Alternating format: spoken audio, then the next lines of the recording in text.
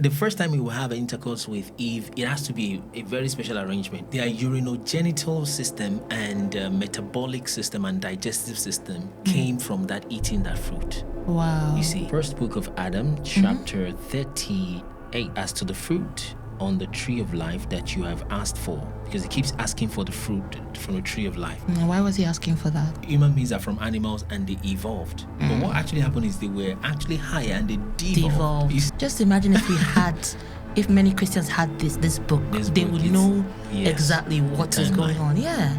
It is the resurrection of the dead.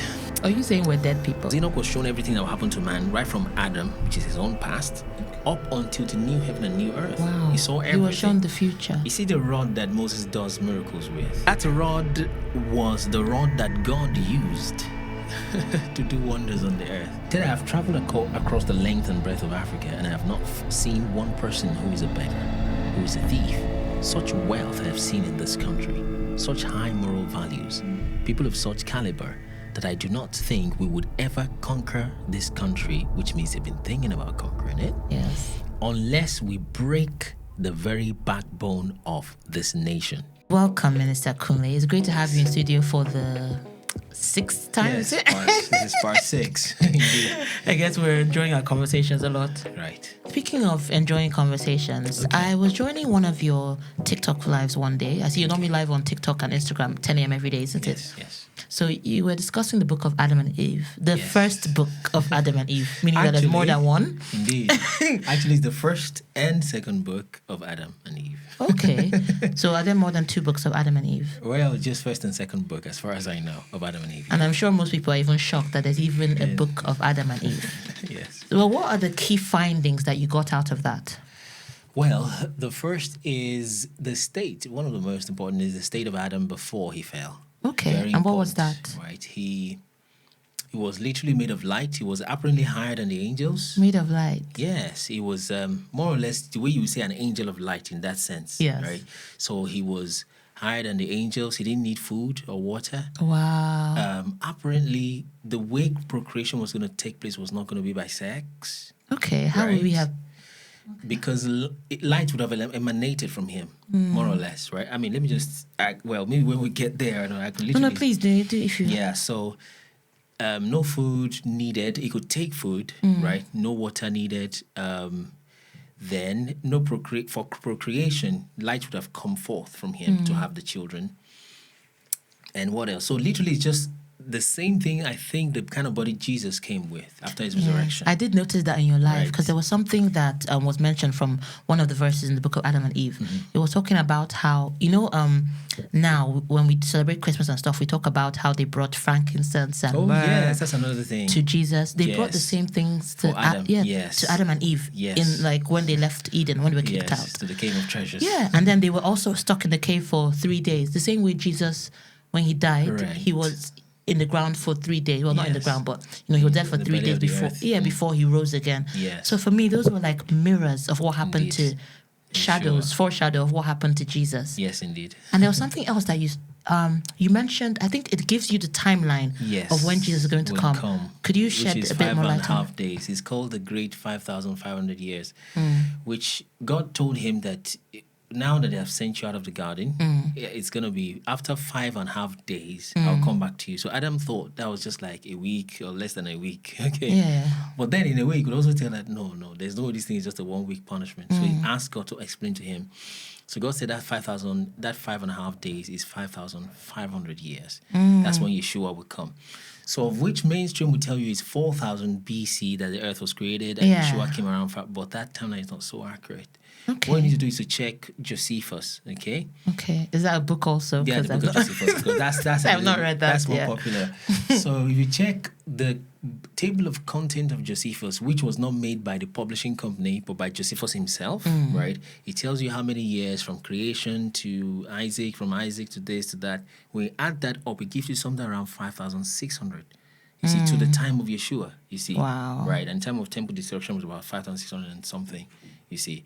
So which is just about the 5,500 years that was promised. So that was when a day meaning 1,000 years was actually a day meaning 1,000 years, right? Because he said in the day that you eat of it, you would die, and he died at 930. Wow. Right, so that was a day, meaning 1,000 years, literally there. And I feel like let's just Oh, please take a bring look it at up, straight away. because there's so many. When I was listening to that, there was so many interesting things there, and they just it made so much sense of things that happen in the Bible and things that happen later on. Because even in that book of Adam and Eve, like they refer to Jesus as the Word, so he was there, he was present. Yes, he was. But then it also said that he was still going to come again. He was still going to come. Yes. Wow. So it's wonderful. So let's look for that.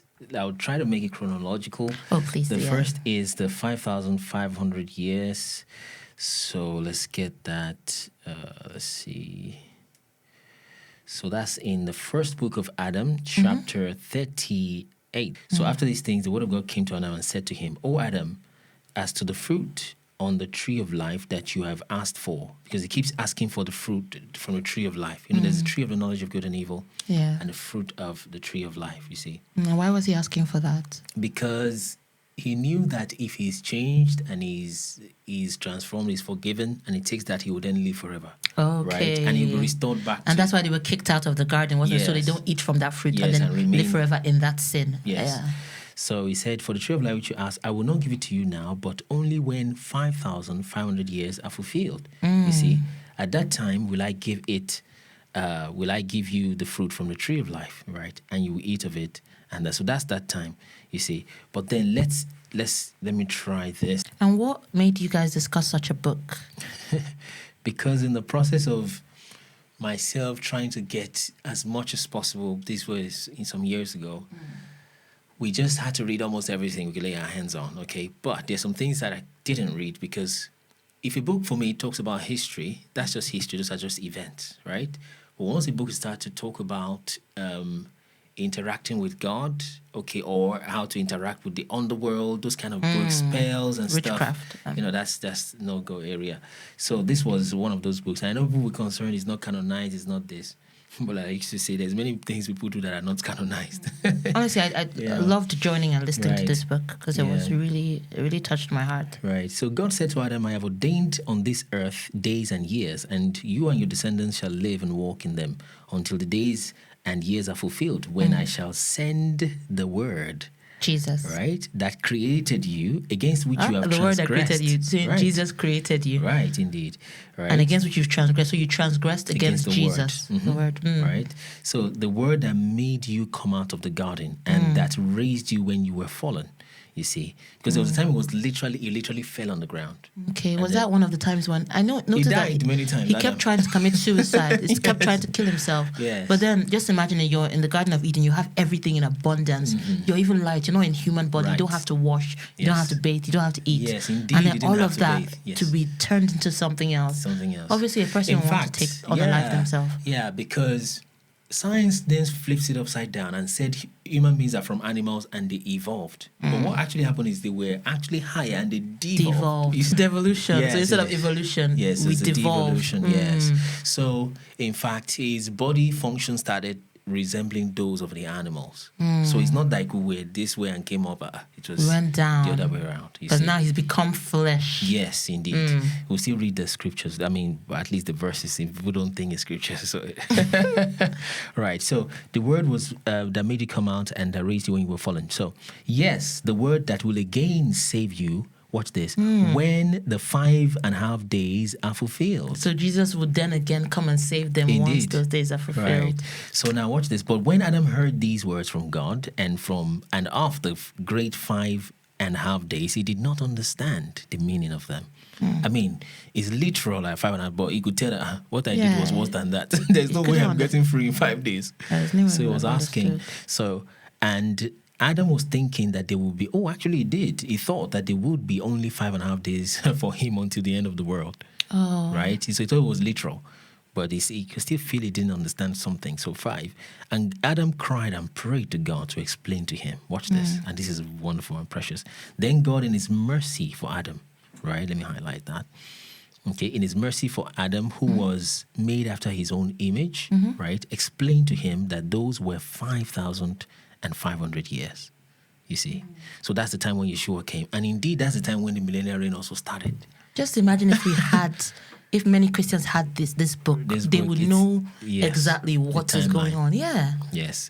And quickly, it's just there in the book of Josephus. What people need to check is Josephus, the Antiquities of the Jews, for those that may have it, okay? The Antiquities of the Jews. It tells the time added up like that, as against what some theologians now say that is 4,004 years. It's more than that. So it's just about 5,500. And just for those who haven't watched your previous episodes, when he's talking about millennial reign, he's talking about the time when, all these buildings, maybe you can explain it to them just in case some people haven't watched them. So there is something called Tartarian buildings. It's supposed to be a kingdom in Russia. But then there are these buildings that historians cannot explain, right? Of these advanced buildings. I don't know if you still have the pictures. Yes, of this. And those that built those buildings apparently were bigger, right? And they didn't seem to need toilets, right? Because some of the buildings have massive doors that only people who were giants could have used those doors. And then another thing is that they had very wonderful plumbing systems, right? But then the same buildings didn't have toilets in them. Yeah, look at the buildings. You see how small people are compared to the door sizes. Yes. So he's saying that these buildings must have been the buildings that were used during the millennial reign. Yes. Yeah. So this is one of them. These are people just down there, tiny. So according to Minister Kunle and his research, the millennial reign has already happened. Right. So the time that Jesus was here on earth, these were the beautiful buildings. Well, because technically these, with the way technology has gone, these couldn't have been made like hundreds and hundreds of years ago with hammers and chisels. Yeah. So there is no way. And it's literally impossible for even today's engineers and architects to recreate it. No. You see? Most of the buildings we have these days are more, just I don't use the word dumbed down. Right. But they're more plainer. They're not as artistic. Yes. Just dark colors. None of the special artwork that you see on the walls from the past. And to even add to that, some of these things are monolithic in the sense that you would think this, of course, if you want to build something like this, you make the pillars first and then you do the cornices, you add the cornices to it, and you build blocks like edifices. But some of them are just monolithic, like cut out of one stone. That is, there is no, it's just one. How can you cut this whole thing? Do you understand? Like it was 3D printed, literally. Okay, I don't understand how you can do that. It's just, it's just something else. So they can't explain it, you see. And again, another factor to it is that they have, like I said, many of them don't have toilets. Many of them don't have heating systems. Yes. Right? So they must have had another way which they kept things warm. So, it's a whole lot of things. And the people who were using the buildings might not have needed to use toilets, I guess. Right. Yeah. So that's what I meant by that. Right. So he said after 5,500 years, it's going to come. And so that's what he told him.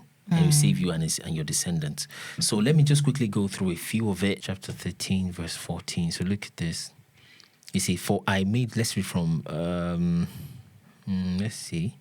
Yeah, let's read from 13. So this is chapter 13, verse 13. Now the first book of Adam, right?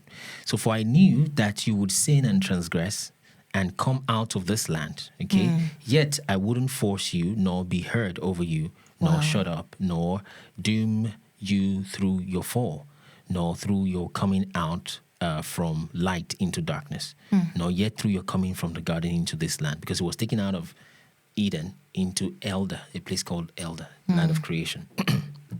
It's further to the west. So now 14. For, watch this, I made you of light, and I willed to bring out children of light from you. Wow. And like you. That's why the Bible calls us children of light. Yes, eventually. I thought it was just a metaphorical. So here it was going to be more literal, right? Wow. So light would have come out of him, literally like that. So when the first time he will have intercourse with Eve, it has to be a very special arrangement. It took many processes because apparently their urinogenital system and metabolic system and digestive system came from that eating that fruit. Wow. You see, so the digestion was that going to the toilet, urinating and all of it, you see, it apparently wasn't there before, right? And it says here again. Imagine how dirty they would have felt. Right, 72 verse 23. Let's see. After 72 verse 23 is where that is of the first book of Adam. So verse 23. So if not, well, this was when he started having sexual desires at all. Right. He didn't have that before. So command us, oh God, not to give way to them without your permission, for fear that you will turn us into nothing. They were thinking they were going to be punished again. Because if you do not give us permission, we shall be overpowered and follow that advice of Satan. It's a fairly long story. And he will again make us perish. So apparently Satan wanted to go ahead of God to approve sexual, because Satan could tell, like, okay, if these guys are not looking like animals, and this is where animals procreate, they have sexual relations, like animals, so it's likely they would need sexual intercourse. So Satan wanted to be the priest that joined them together. He literally asked Adam to make an oath in the book, right? An oath that what? Yeah, an oath that, okay, I will do this, I will take Eve as my wife, and for them, what wife means is literally coitus. Because to them, that's what being somebody's husband or wife is, not just ceremony. So it's asked them to make that oath and all of that, like you're doing a wedding, right? So, but he said, no, God has not told me yet, but he has made the oath already, you see. So, but long story short, Adam is telling God that, God, please allow us to do this. Because after he made that oath, he then showed them, he showed them a view of how sexual intercourse would take place, okay? And then from then, that's when Adam had that idea of sexual intercourse and all. So then his flesh began to burn, his lust rather began to burn in him, or that desire. So this is like the origin of sex. Yes, literally. So he was asking God to, like, God, please give me the permission of this. Or let's look at the second option. He said, if not, then take our souls from us, you see. Wow. Let us be rid, now this is where I'm going, let us be rid of this animal lust. He was literally calling it animal then. But you see why the Bible, because many times when the Bible talks about sex as if it's a sin, I know, sometimes. Now I understand why. Because I was thinking to myself, oh, why would Bible say, make it seem like sex is a sin if God created us this way? But understanding the book of Adam and Eve, it's almost like it wasn't there before. This came because you guys fell into sin, became like animals more or less. Flesh like animals. And so that's why it's there. Yes, and you notice that angels don't have sexual relations except when they misplace their order and fell as watchers. Yes, you see, that's when. And God told them that the reason is because they don't need to procreate, because He has made them like that, and He made the number of angels He wanted from the right off the bat, right? But He only made a man and a woman. Okay, so they will need procreation by light emanating from them. Do you see? So. But how does this tie in with the book of Genesis when they said they made Eve out of Adam's rib, and then it said, "Oh, flesh of my flesh, bones of my bone." Indeed, very similar. It's almost as if Eve was taken out of him physically. So it's sounding like maybe women-like creatures would have emanated from Eve somehow, right? It's because we are so used to the idea of procreation, coitus and all that. We're like, there's no other way. No, you see, He said. And that's what Jesus said. And indeed, those who reigned in the millennial reign, that resurrected in that resurrected body, would not have needed sexual intercourse. I don't think they would have been able to. Don't need it, you see. So He said, in the heaven, they're like the angels of God that neither marry nor give in marriage. Do you see? So He said, then, oh God, separate us from this animal lust. And if you give us no order respecting this thing, that means if you don't allow us to go ahead with the thing, He said, then sever Eve from me, because I'm constantly looking at her, I'm having all of that for her. So separate Eve from me and me from her, and place us far away from each other. Otherwise, we'll sin against you. You understand? As you find your last point from Book of Enoch, I'd want to add that one where He said their vision had changed. Yes. You know, when He said they couldn't see the heavens anymore. Yeah. If you could just... Yeah. So yes, indeed. He said that our eyes have now become flesh, right? They cannot see in the spirit realm anymore. He said we used to see angels before now, right? Because they could see both the physical and the spiritual realm at the same time. In fact, it says even there that when, the way when angels... If any of us sees angels now, it's a spirit. Some can even open a whole church and denomination because they've seen one angel. It used to be that it was when angels see Adam that they fear. Yeah, that's how it was. Adam was higher than the angels. Yes. So when angels will appear to you now and tell you fear not, it was Adam that needed to tell the angels fear not, because his glory was greater than theirs. They were light. So it was a terrible fall. Wow. Very, very bad, you see. So let's read verse 9 and 10 of this chapter 10. Right, let's see the verse. So chapter 10, you can read 4 and 5. Look at this. Yeah, it encapsulates the two ideas you were trying to talk about.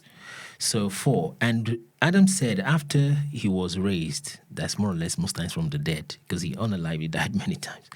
Oh God, while we were in the garden, we did not require or care for this water. But since we came to this land, we cannot do without it. Then God said to Adam, while you were under my command and were a bright angel, you see, you knew not this water. But now that you have transgressed my commandments, you cannot do without water, wherein to wash your body, you see, and make it grow. So that body must have perhaps shrunk, you see. You see, make it grow, for it is now like the beast, like that of the beast, you see, and is in want of water. You see, and when they heard these words from God, they cried a bitter cry, and he begged God to let them return to the garden, you know, and look at it a second time, just to look, because apparently he wasn't going to let them in. So they just wanted to just see it, and, you know. So because they now became flesh, they always needed water, either to wash their body or to drink. Yes. And then it makes me connect the dots with when in the Bible it calls Jesus the living water. Yes, indeed. You know, that when we have him, we will no longer thirst. I think that thirst is literal. But let's not go there. Let's not go there. So then, but the point is, it also reminds of those Tatarian buildings, right? They didn't need bathrooms. That was why when people started occupying those buildings, they would defecate in the corners of the gardens. Because there was no toilets there. Even the pit latrine, there was nothing. Because apparently those who were using those buildings did not need to bathe or use the toilet or drink even water. Wow. You see, so it's just wonderful. But if the millennial reign happened, right, and all of this happened, why would we have gone back to being basic humans again? Okay. Now, that's an important question. There was something I said in part 5 and I just came over. It is the resurrection of the dead. Are you saying we're dead people and resurrected? What are you trying to... Please explain, Minister Kunle. What I'm going to do is show you what I've seen and let you come to your conclusions, right? That's better. So now let's go to Revelation chapter 20. Okay. Verse 6. Let's see. We have to do 4. And I saw thrones and those that sat on them, and judgment was given unto them. And I saw the souls of men. And that, like I said last part, this is the judgment seat of Christ, more or less. And I saw the souls of them that were beheaded for the witness of Jesus. We're counting those who will be resurrected, or who were resurrected. Okay? And for the word of God, which had not worshipped the beast, neither his image, neither had received the mark upon their foreheads. Okay? Or in their hands. And they lived and reigned with Christ 1,000 years. That's the millennial reign. Only 1,000, so those are the ones that are resurrected. Okay. Those that are unalive naturally. That's what this is one of the inferences. It means those that are unalive that died naturally and was not killed by the wicked beast system. Now, irrespective if this was in the past or in the future, I don't want people to confuse that with it. Let's even say it's in the future, for the sake of argument, if you will.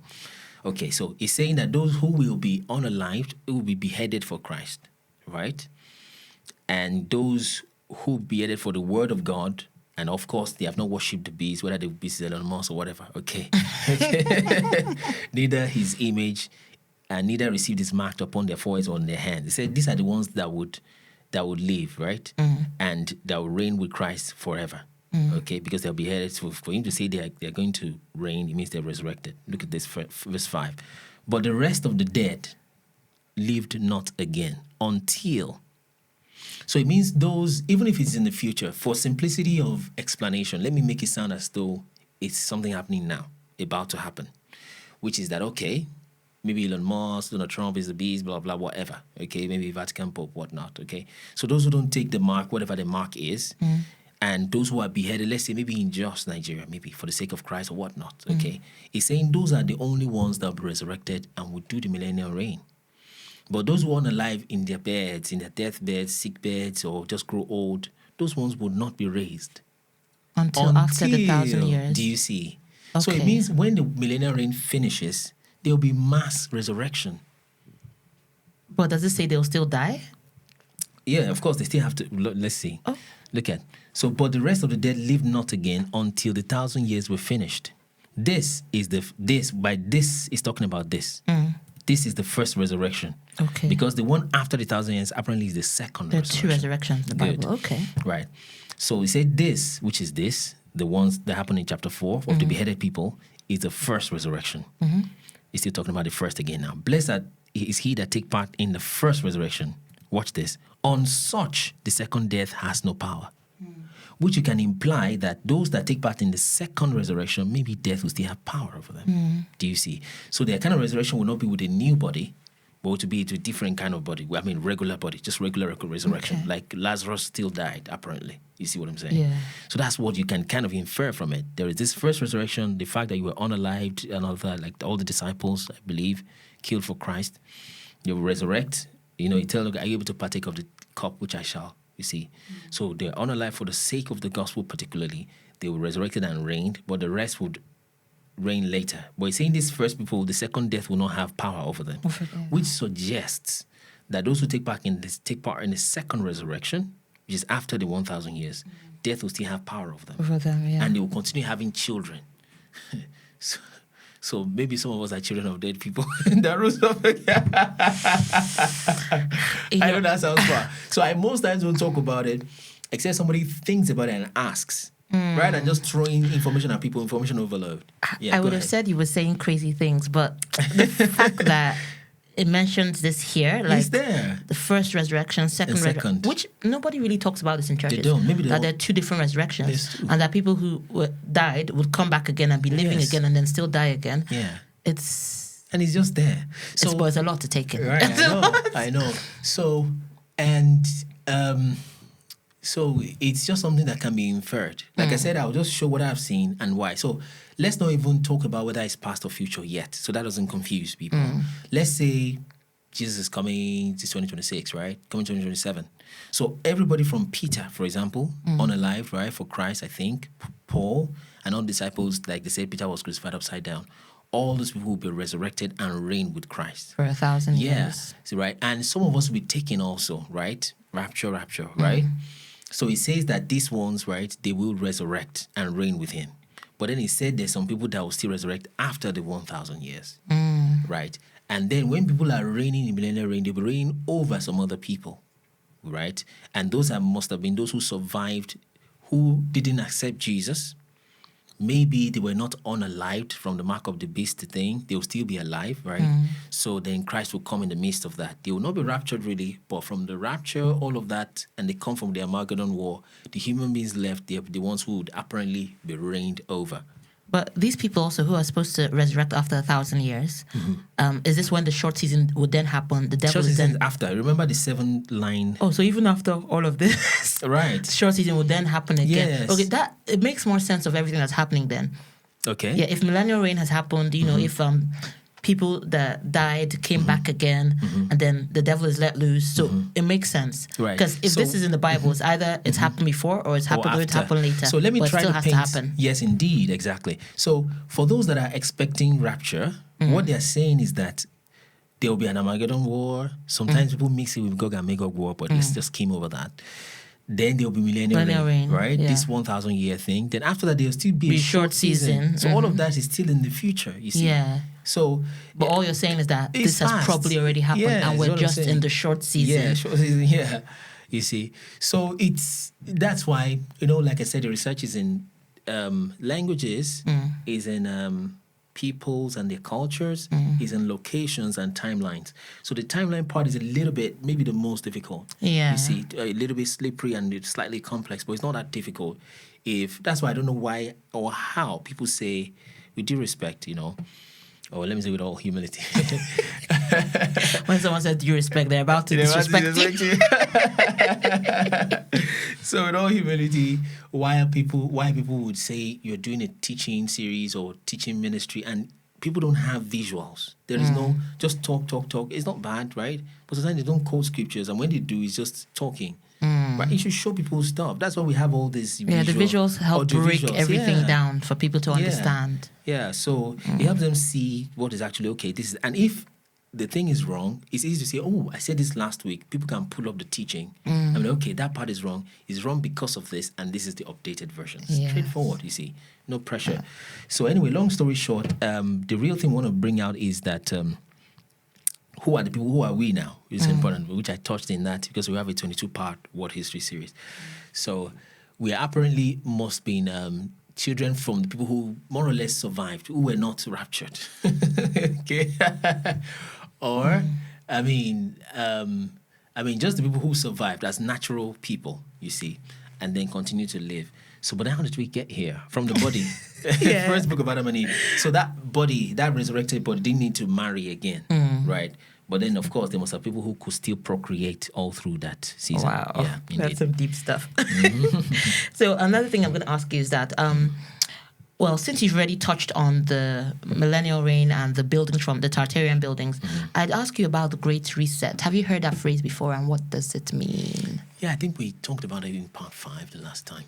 So, but Great Reset, I think that will be first off a globalist term, the term of all these guys that want to, so I think they're just trying to more or less, just make the world as terrible as they want to, like the World Economic Forums, and the rest like that. Trying to create 15-minute cities and stuff like just to, I don't know, more or less choke the human race, the Adamic race. Because from what I've heard about the Great Reset, it's like, stuff happened and then they clear, like, when I think it was part 1 or part 2, when you were talking about how they brought they tried to sort out the people who might have seen the time of the millennial reign. So they brought out all these, is it mental asylums and everything? Yes, indeed. Indeed. So they did stuff like that, So is there only one Great Reset, or is there going to be another Great Reset? Or well, that's based on their schedule. Okay. You don't work with their schedule. All right. But then, scripturally, to be fair, there were a lot of resets. Like the Noah's time is a kind of reset. Yeah. Right? Actually, that is because everyone's cleared out. Yes, indeed. Yeah. And then the time of, I wouldn't say the time of the Assyrian captivity is a reset for the Israelites, right? And the Babylonian captivity. The time of the Armageddon War, whether past or future, is a kind of reset again, of which after that there will be 1,000 years. So it's a kind of reset. So it's almost like the devil imitates God. God has done these great resets, and then the devil wants to do their own great resets. Their own resets. And after the millennial reign, there will be now new heaven and new earth. That's another reset. Another reset. Wow. Okay, I hadn't looked at it like that before. And I know you also talked about the Book of Enoch in one of your lives, or you studied it anyway. Have you finished it? Yeah. No, I mean, we have read the Book of Enoch 3 times now. 3 times? From start to finish, yeah. Wow, that's in the group. Because we read every day. Not just Enoch, we read Enoch, Joshua, Jubilees. Sometimes Daniel, right? We touch New Testament. We're going to be entering New Testament soon. Okay, so we touch all those books. We've read Enoch like 3 times over now. Were there any major things that you picked out of the Book of Enoch? Yeah, we like we said before, it is the first thing is the shape of the earth in that sense. Yes, that you mentioned in part 5, wasn't it? Part 5, right. So the second is who a Nephilim would be. Okay, Nephilim. Right. I've heard that phrase many times. Right, children of the Watchers. So they are apparently their skin color seems to be whitish. Okay, and is there proof of that in the Book of Enoch? That that's Enoch 105. That they have white skin. Yeah, we read it before. Oh, okay. We read it before. Okay. I think we could read in one of the parts. We could just quickly, just Enoch 105. I could just paraphrase it. People could check it. Enoch 105.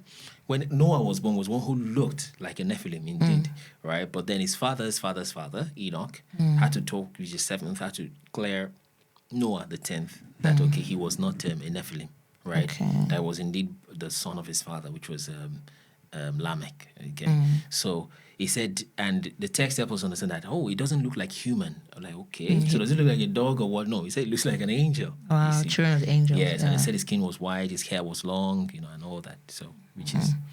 What else did you pick out of the Book of Enoch? Yes, and like I said before, so the what's the word? The summary after the whole thing, you see, because Enoch was shown everything that will happen to man right from Adam, which is his own past, up until the new heaven and new earth. Wow. He saw everything. He was shown the future. That's another thing. Yes, indeed.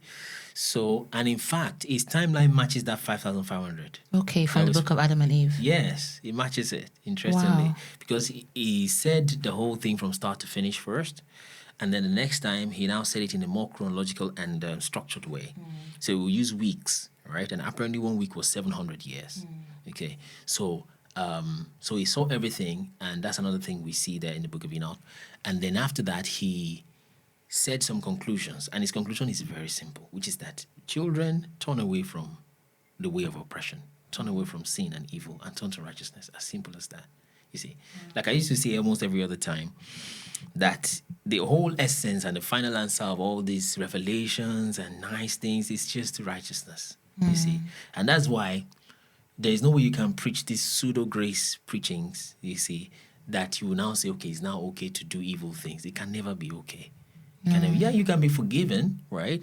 But the fact that even seeking forgiveness and Christ redeemed you from sin precludes that idea that sin is wrong. Do you see the point? So it's as basic as anything. In other words, the same thing your grandma would tell you is still true. As the Bible says, if you love me, you would obey me. You would keep my commandments. Yes, indeed. So if we keep sinning, we obviously don't love him. Yes, indeed. So I would like to talk about, with everything that you've studied, all these different books you've studied, do you still feel like the Bible is truth? Is accurate? Is it still accurate? Yes, indeed. Indeed it is. Now, there's some discrepancies here and there, right, which you find in the Bible, 66 books, but you also find it in some of this book of Joshua also, which is probably fewer there because it's just a few books, okay? One of it is this 400-year prophecy thing. Okay. Excuse me, the prophecy is correct, but it says that, and the children of Israel spent 430 years in the land of Egypt. But that was apparently an error, right? Because all you need to know that is an error is to add up the years of Levi, right? Levi is the son of Jacob, right? Yes, so add up the years of Levi, Kohath, Amram unto Moses like that. Just add up those years. You see, it's not even up to 400, right? Because Levi was already born before they entered into Egypt, and Moses was just about 80 when they were leaving. So you add it up, it's not up to 400. So what happened is when you check the Septuagint, the older text before the translations, you will discover that what was there is they spent 430 years in the land of Canaan and Egypt. And Egypt, That's why it's 430. Okay. You see. So some of those discrepancies, but... So it's not a major error then, it's just... it's just one of those. So it's still the word of God. And then, in fact, I thought of showing you this. I don't know if I've mentioned this Chinese Hansi. Chinese Hansi, I've not heard of that. So the way the Chinese Hansi works, because what I want to show you is that how, as old as the Chinese people are, right, the creation story is literally inside of their language and their writing system. You see, the Hebrew has this Hebrew text they use and symbols they use, just like the hieroglyphs, right? Right. So they use what is called Hansi. And the way it works is it uses symbols to explain concepts. As again, just A, B, C, D, and you start to spell and put the letters together to spell what you want to say. For them, they draw the concept. Okay. You see. So what we found out, I'm about to show you, is that for so many words in the Chinese Hansi, in Chinese, right? When you want to draw them, the symbols you put together to draw some concepts tells the Genesis story. You see. And let me just show you. The first is, let me go to the word to create. Let me just pop it from here. And I hope is it a Genesis story that also puts the book of Adam and Eve and the book of Genesis together. Makes indeed. Sense. Indeed. It merges. And again, just like you mentioned those other books, none of them contradicts the scripture. Really? Yeah. Joshua Jubilees, even this first and second book of Adam, don't contradict. It does not. What you see mostly is filling in gaps. So when you want to write create or make in Chinese, the first Hansi you write is the Hansi for life. So when you want to write life in Chinese, you do it by just this stroke, okay? Okay. Yeah, just that one stroke. And people can still check this thing online, right? So, and then you write the Hansi for dust. You see, that's that cross there. Life, okay? Dust. Yeah, indeed. And then next, that's the Hansi for mouth or for man, right? And then the last Hansi is the Hansi for walk. Now, what's the connection between create and these words regards to Genesis? Life, dust, walk, mouth. Life, God gave us the breath of life. Right, something like that. And then made us from dust. That's creation. Because in creation, God with his mouth spoke to dust and man had life. And began a walking, living being. Yeah. Do you see? But let's say that's a coincidence. Let's keep going. Anyway, that's Sao. It's called Sao in Chinese, right? And that's the scripture right there. Let's try another one. So this is the Hansi for blessing. To write the Hansi for blessing, you first write the Hansi for God, which is this. Okay. The Hansi for one, which is this line, right? The Hansi for man again, right? And the Hansi for garden. Garden of Eden. Right? Of Eden, sorry. Yeah, right? Indeed, right? So it's like, okay, then that's how you came about the So word God blessing. and one man in the garden, and then Exactly, you see. So and that's called fu in Chinese. So and let's just check the scripture. Well, it's important scripture for that. So let me just redo that. So yeah. So of course, this one is more or less like a giveaway because there was one man, right? One man in the garden, and God with him. To them, that's the etymology. That's the root word for the meaning of blessing. Wow. Is God and one man. You see, in the garden, right? Before the woman came. Anyway, how the woman would not come. That's funny. But then the woman was in the man anyways. All right, so another one is the Hansi for forbidden. Okay? So that's the Hansi for reveal. Two trees. Right? And the Hansi for two trees. Right? Forbidden fruit. You see? Straight away like that. And there are two trees in the garden. The one of life, and then the one. There's actually more than two, but those are the two trees that talks about what they were forbidden to do. Okay. It was initially forbidden to take from the tree of knowledge of good and evil. That's the only one. But when they've eaten that, then the next forbidding straight away goes straight to the tree of life. You see, so it makes sense that you see that the Hansi for forbidding somehow. I mean, in your natural mind, what's the connection between forbidding something and just trees? You understand? Unless you know the story of Genesis, indeed. Yeah. You see, and it reveal also exactly. Because when they ate, it revealed exactly good and evil. that. Wow, that's another one. You see, so of course it says Genesis 3:22, right? Until they should not take of the tree of life. That's the second tree that forms these two trees. Okay, that's three now. Let's quickly see another one. So this one is Hansi for naked, right? Let's see the Hansi for garden. Okay, which is the Hansi for fruit. Is actually a combination of the Hansi of garden and Hansi for tree. So that's how they write fruit in Chinese. And there's no connection between garden. No, this is still connecting at this point. I mean like without the Bible, without the knowledge of God, there's no connection between garden and nakedness. Fruit and nakedness. Right. And unless you know the story of Genesis. Yeah, it's not even done yet. It even adds one more. Man. The Hansi of man. Okay, see? that's complete. You see, it gives unless you know the story of Genesis, this has no connection. Yeah, so in fact, even many Chinese that are born Chinese, that have been writing Hansi all their lives, will not even know this.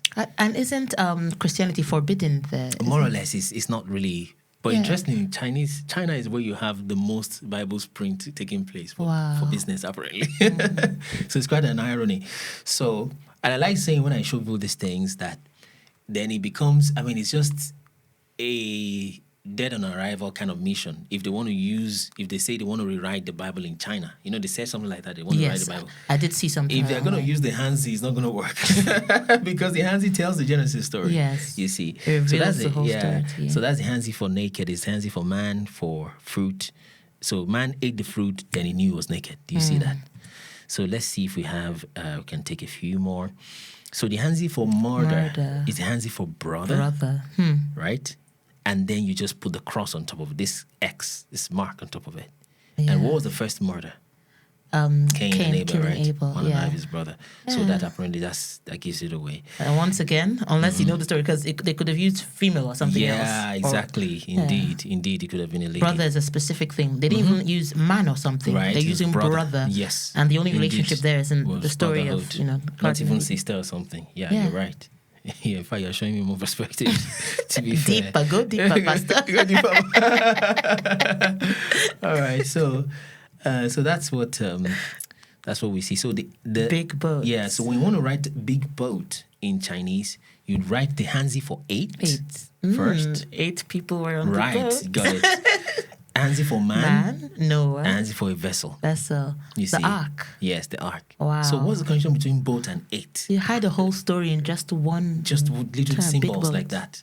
So like I was trying to say, even those who are born Chinese that have been writing Hansi all their lives, just okay, if you want to write, just write the Hansi for Jing Chang. They don't. They need to ask. They need to ask what's actually behind the story. And they will not know. Because they too have been estranged from this Bible story, more or less. So they wouldn't know why, right? They just know that that's how you understand? For example, why is A? We don't know. But actually, apparently, it's from the Aleph, and it's actually the head of a ox flipped upside down. That's where the A come from, actually. You see?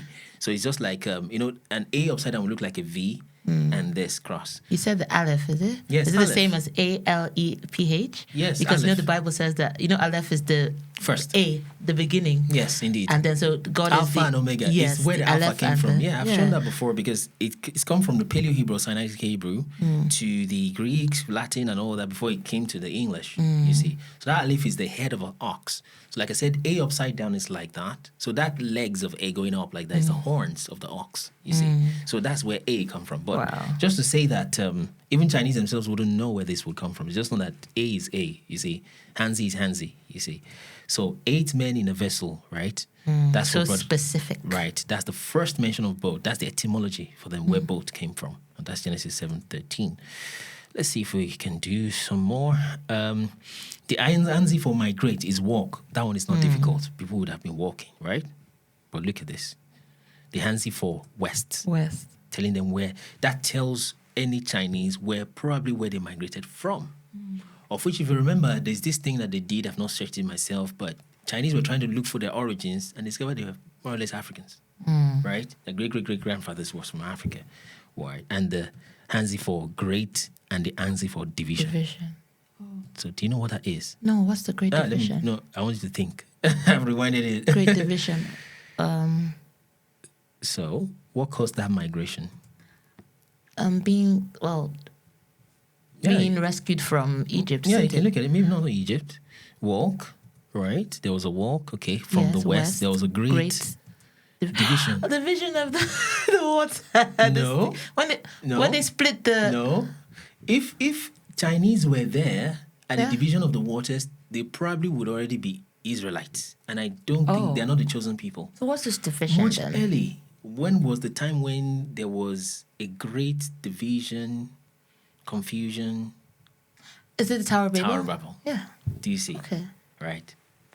So that must have been when their first idea of migration came from, you see. Right. So that's the etymology of migration for them. So it's a Hansi for walk, for west. Well, of course, Africa, whatnot, is to the west of China, you see. They are far east, you see.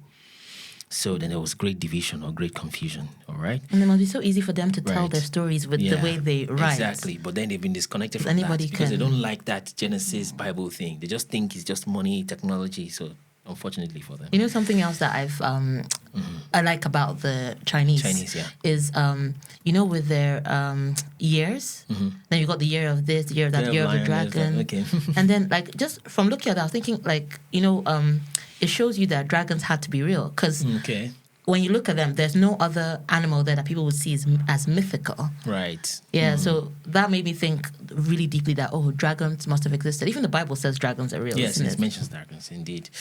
So, let's go to your next. Wow, that was very...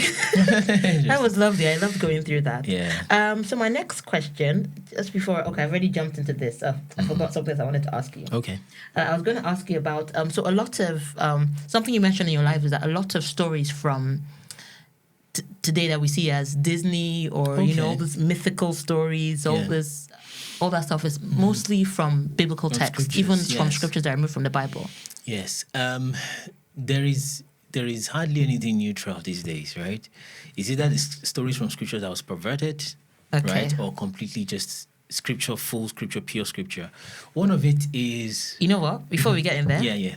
Okay, I think we'll play a little game. I'll shoot a story to you and you give me if there's any biblical meaning to it. Are you ready? Okay, the first... Sorry, I didn't brief you on this. First one I'll shoot to you is... what's that guy? King Arthur. Okay. That one is a giveaway. Because actually, I didn't know about King Arthur. Okay. We were just reading the book of Joshua, and we read this place where, because you see the rod that Moses does miracles with. Yes. Did miracles with. Turned into a snake and all of that, yeah. So that rod has a long history. How do I start? Just summarize the history, even though... That rod was the rod that God used to do wonders on the earth. How does God use a... That's in the book of Joshua. It's not my fault. Okay. But I'll just summarize it. But it's in the book of Joshua. We can find that. So, but long story short, this rod was with Reuel. Okay, he took it. Reuel is Jethro, right? He took it from Pharaoh, because the rod was given to Adam, when he was leaving the Garden of Eden. So from Adam straight to Noah, eventually Noah is the 10th, then eventually to Abraham, then Jacob took it into Egypt. Okay. The road must have been very important. Yes, it's important. In fact, the name of the Most High is written on it. On it, wow. Yes, indeed. So, but long story short, Reuel took it out because the people started being oppressed at that time. Okay, so they were being oppressed, and so Reuel took it out, even though he was a Midianite, not a Hebrew, right? Not the Israelite. Okay, so he took it out and then he put it in his garden, but then apparently even he himself couldn't take it out anymore because the thing stuck there.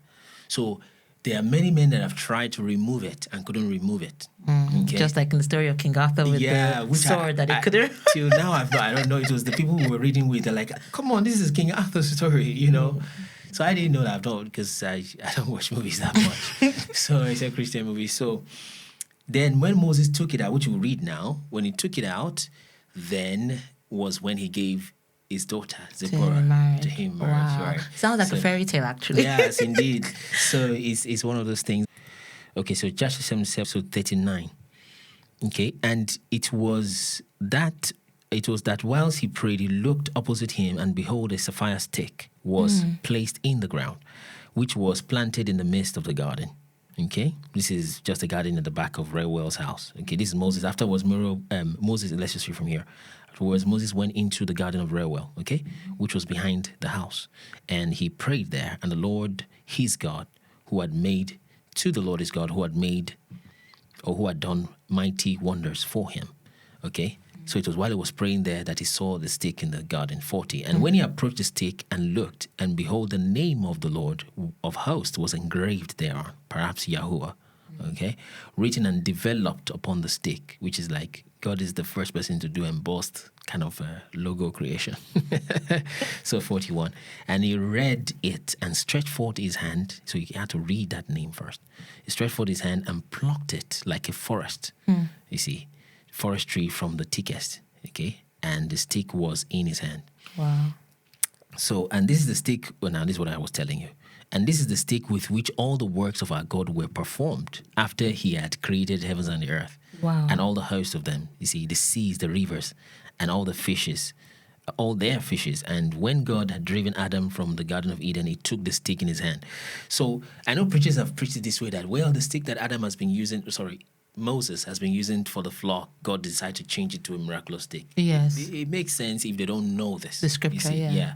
But this tells you something different. That it's not just an ordinary stick. That has been always right. You powerful see. stick. Yes. So it tells you the story of how it went all through, you see. But let's jump here. So the stick remained planted in the garden of Reuel, see, who came and had a right. Well, let me read that again from 49.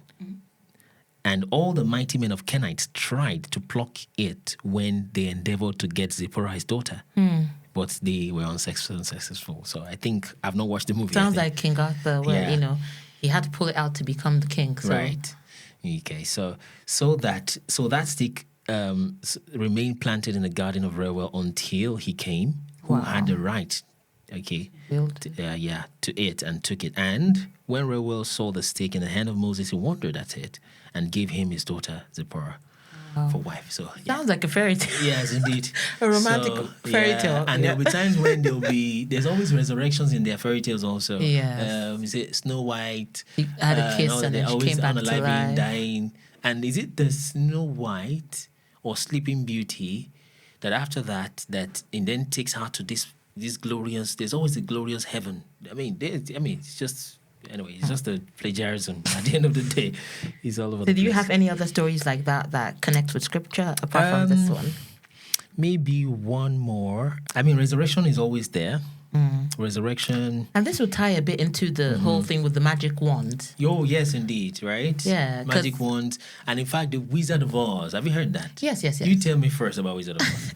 Let's start from there. The main thing I remember is the clicking your red shoes together, and then you appear somewhere. Well, indeed, the person who was the real Wizard of Oz was probably Balaam.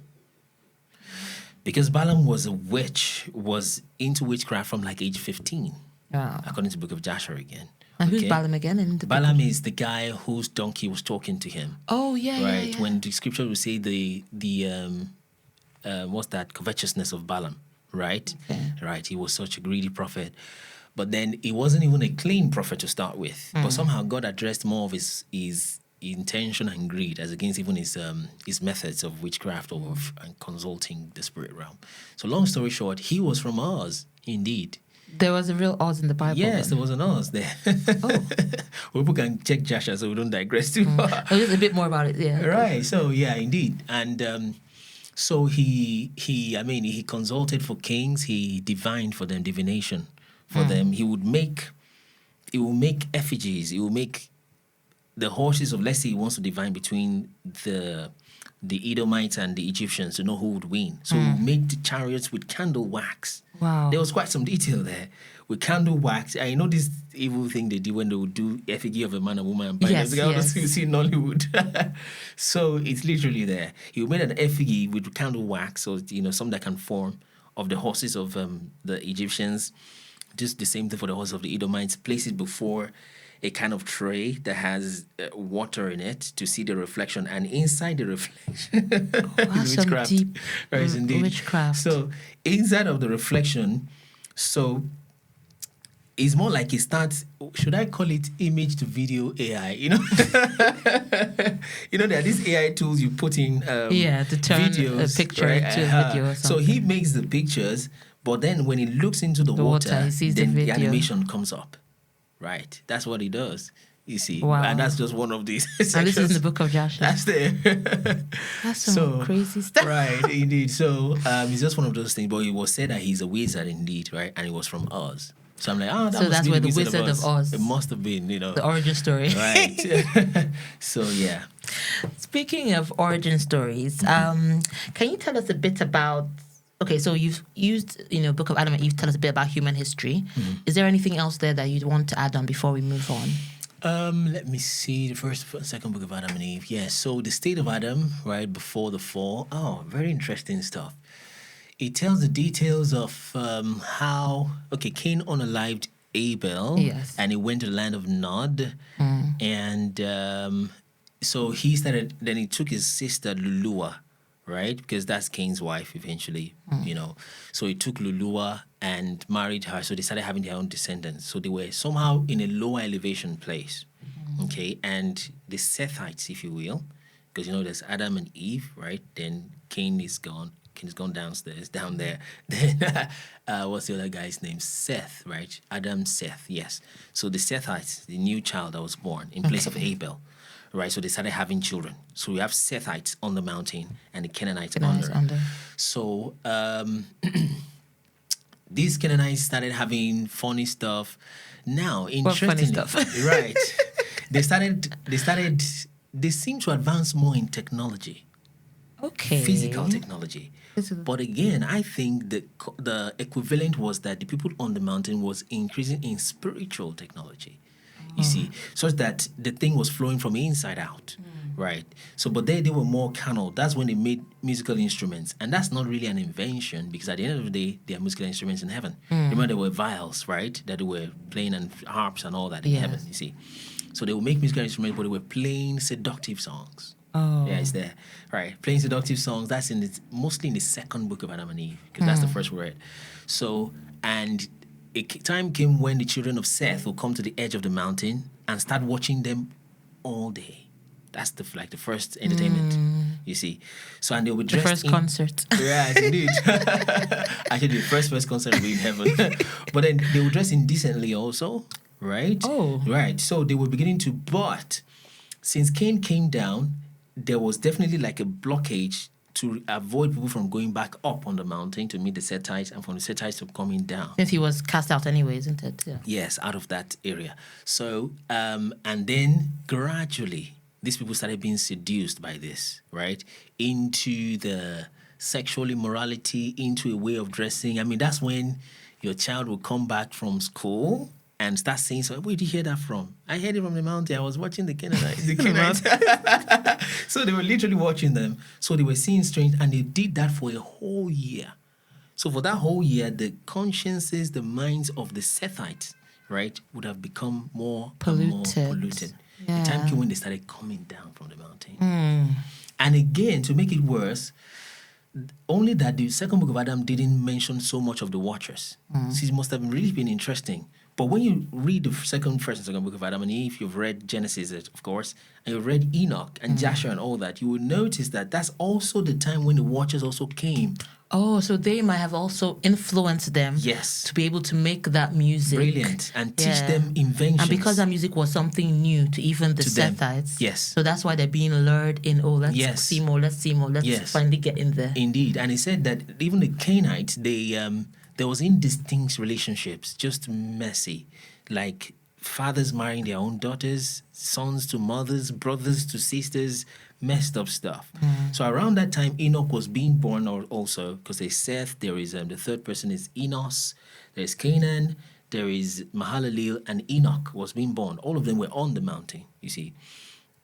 So that was around the time. The moment you're hearing Yared the sixth and Enoch the seventh, that's when the watchers started descending on the earth. So they must have gone to mix with these Cainites. So most of the daughters of men that they mixed with must have been Cainite as against Sethite. Do you see? So all of that was taking place all at once. It was really a roller coaster. And they became the more violent ones, didn't they? The Canaanites. Yes. So all the technology they've learned from the angels, the fallen angels, on how to make all that thing. Yes. So they would also, because of course people. In fact, he said at one point, which I don't want to have to go to each one. People can get it. So. Yeah, it's okay. It's too tight. Sorry. Yeah, it's okay. So can you repeat that last one here? You said at one point. Yeah, so at one point, there was a man that took his neighbor's daughter and maybe raped the neighbor's daughter in his presence, but that one would want revenge. Then they have already started learning to make weapons of war. So there was wars, unaliving, just mess, all sort of stuff. So, but then some Sethites, unfortunately, started descending from the mountain, you see, to go to these guys, and they cannot come back up. Temptation lured them all the way. Yes, and they went there. So it's one of those things, and then I think just all of it is interesting. It seems like the fallen angels really brought a lot of things with them. And when I was reading the book of, I think it was Joshua I was reading. Was it Joshua or Enoch? I think it was Joshua. And then it was talking also about the Nephilim again. Oh yeah. So like how they introduced like a potion women could take, and when they take to make them young, they will not still be barren. Yes, when they take them, they almost sounded like, let me not say preventing pregnancy. Like family planning. Yeah, so they could take it, and then because the women wanted to keep their shape, so when they take it, they barren, they won't have any children. Indeed, yes. And then there's another thing you mentioned about the mixing of species. So what we see today, the mixing of species, has been happening since then. Yes. Even the thing of people saying, okay, I don't want to have children, so I'll do this or do that because of my body. And changing body. Yeah, it's been happening since then. Injecting their bodies with stuff. Yes, it's been happening since then. It's not nothing new under the sun. Yeah, nothing new under the sun. Everything just happens again. Even with the luring of them down with the music and the seductive dressing. Yes. That happens today. Yes, it does. Yes, many people are lured by people who are singing songs wearing seductive dressing. And that always goes with violence. Yes. Right. Always ends up in violence. And like we told the people we were doing the Bible study together, that you see the movies today, is always a naked woman and a pistol. Yes. And in the name of action movies.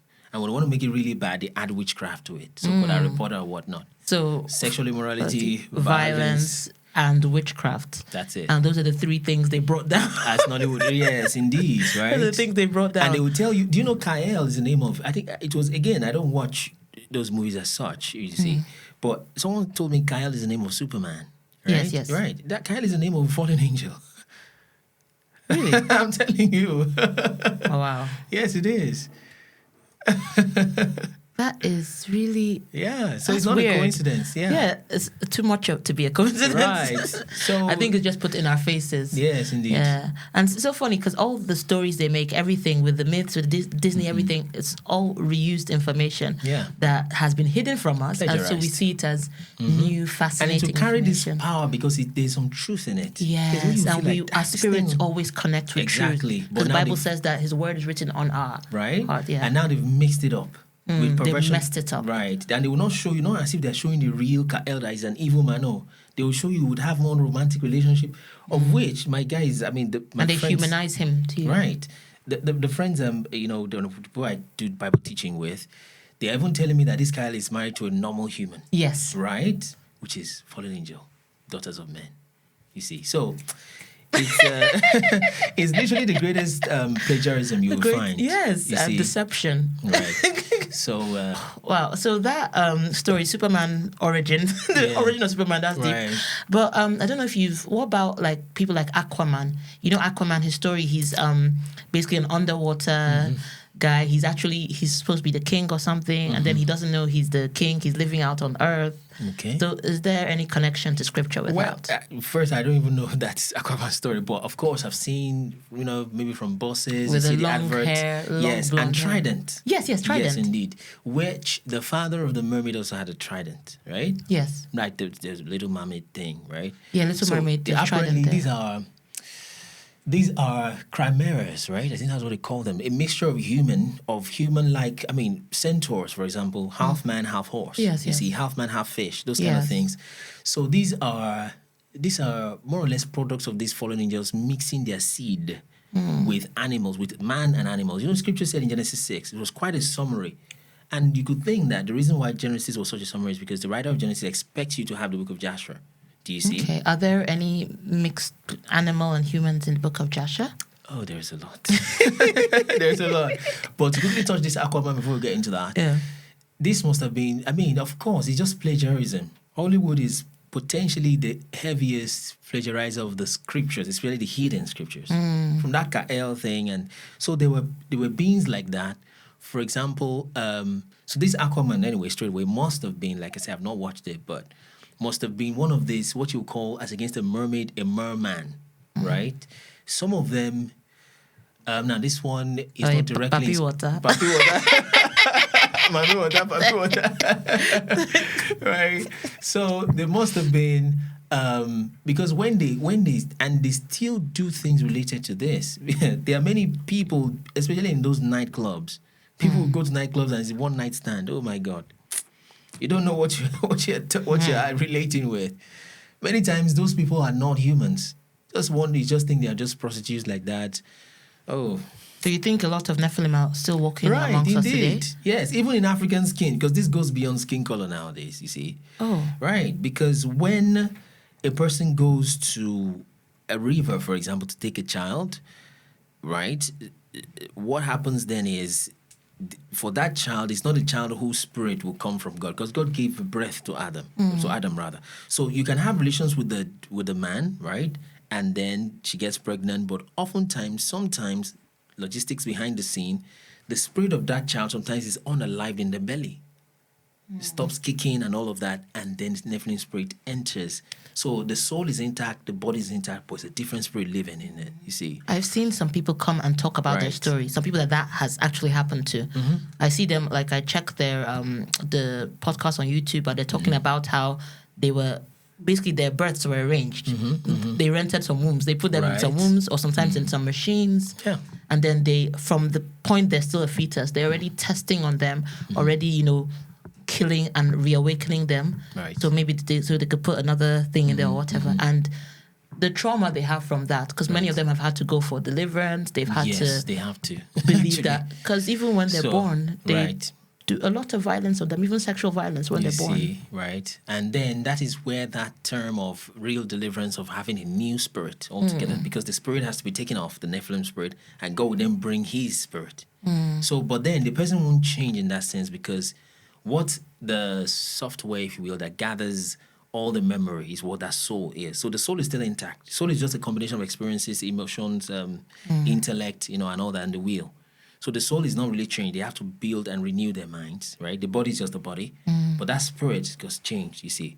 And you see those testimonies, a lot of them are true. Someone will tell you they were this before, and they got changed, you see.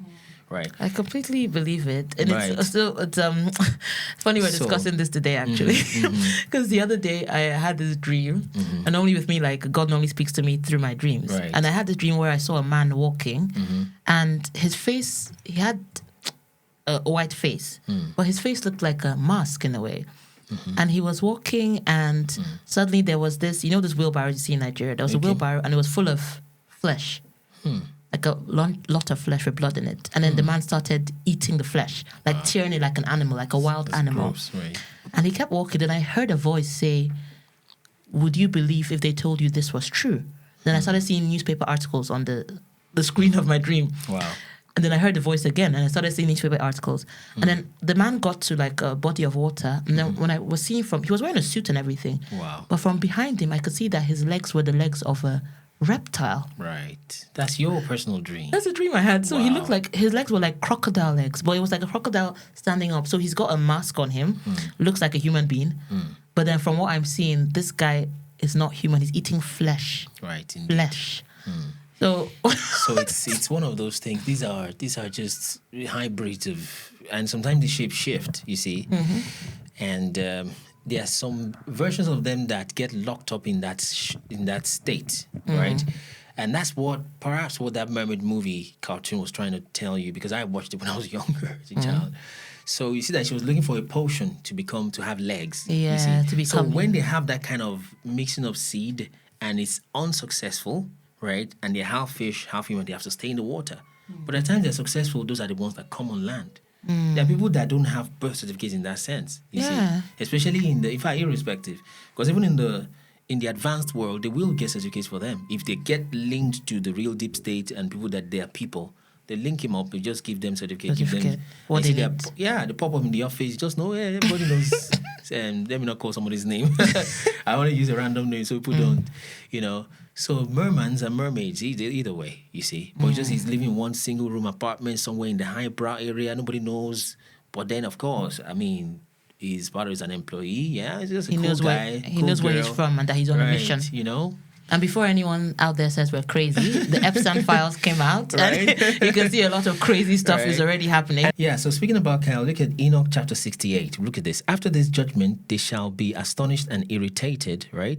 For it shall be exhibited in the inhabitants of the earth. Behold the names of those angels. These are their names. The first of them is Samyaza. The second is Arsti Kapha, right? The third is Armen. The fourth is Kababael. The fifth is Turel. The sixth is Remio. The seventh is Daniel. And the eighth is Kael. You see? So it's there. It's not like I just thought it's good to just pop that up. So we don't think we're just... and whoever wrote Superman must have heard that name from somewhere. Yeah. That's not a usual name. That's a fallen angel. Because I think the start of it, I've not watched it. Was it not a fallen star? It was like a meteor or something. Yeah, something like that. So it's just plagiarism. Fallen angel. Right. Wow. So yeah. Wow. And then if this is the part, we can talk about the let's see a few of such creatures mentioned in the book of Joshua. So there are more creatures out there. In the book of Joshua, let's have a look. So let's see where this comes up. You check. Just before you jump into the book of Joshua, sorry, just because I mentioned eating flesh and stuff. Okay. And the Epstein files, you see they're doing human sacrifice. They're eating people's flesh as beef jerky. Do you believe that they are Nephilim? There are different categories of all these false and evil spirits and evil beings, right?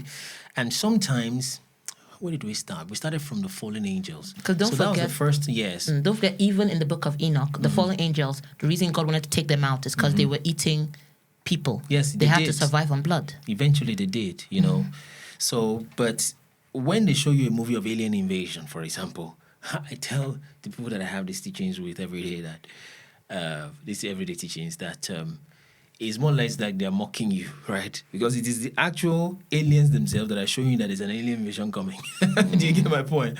The earth, the human race has been invaded multiple times. From the book of Enoch, exactly. We've been invaded. Right. From so that we're not all humans. I'm human then.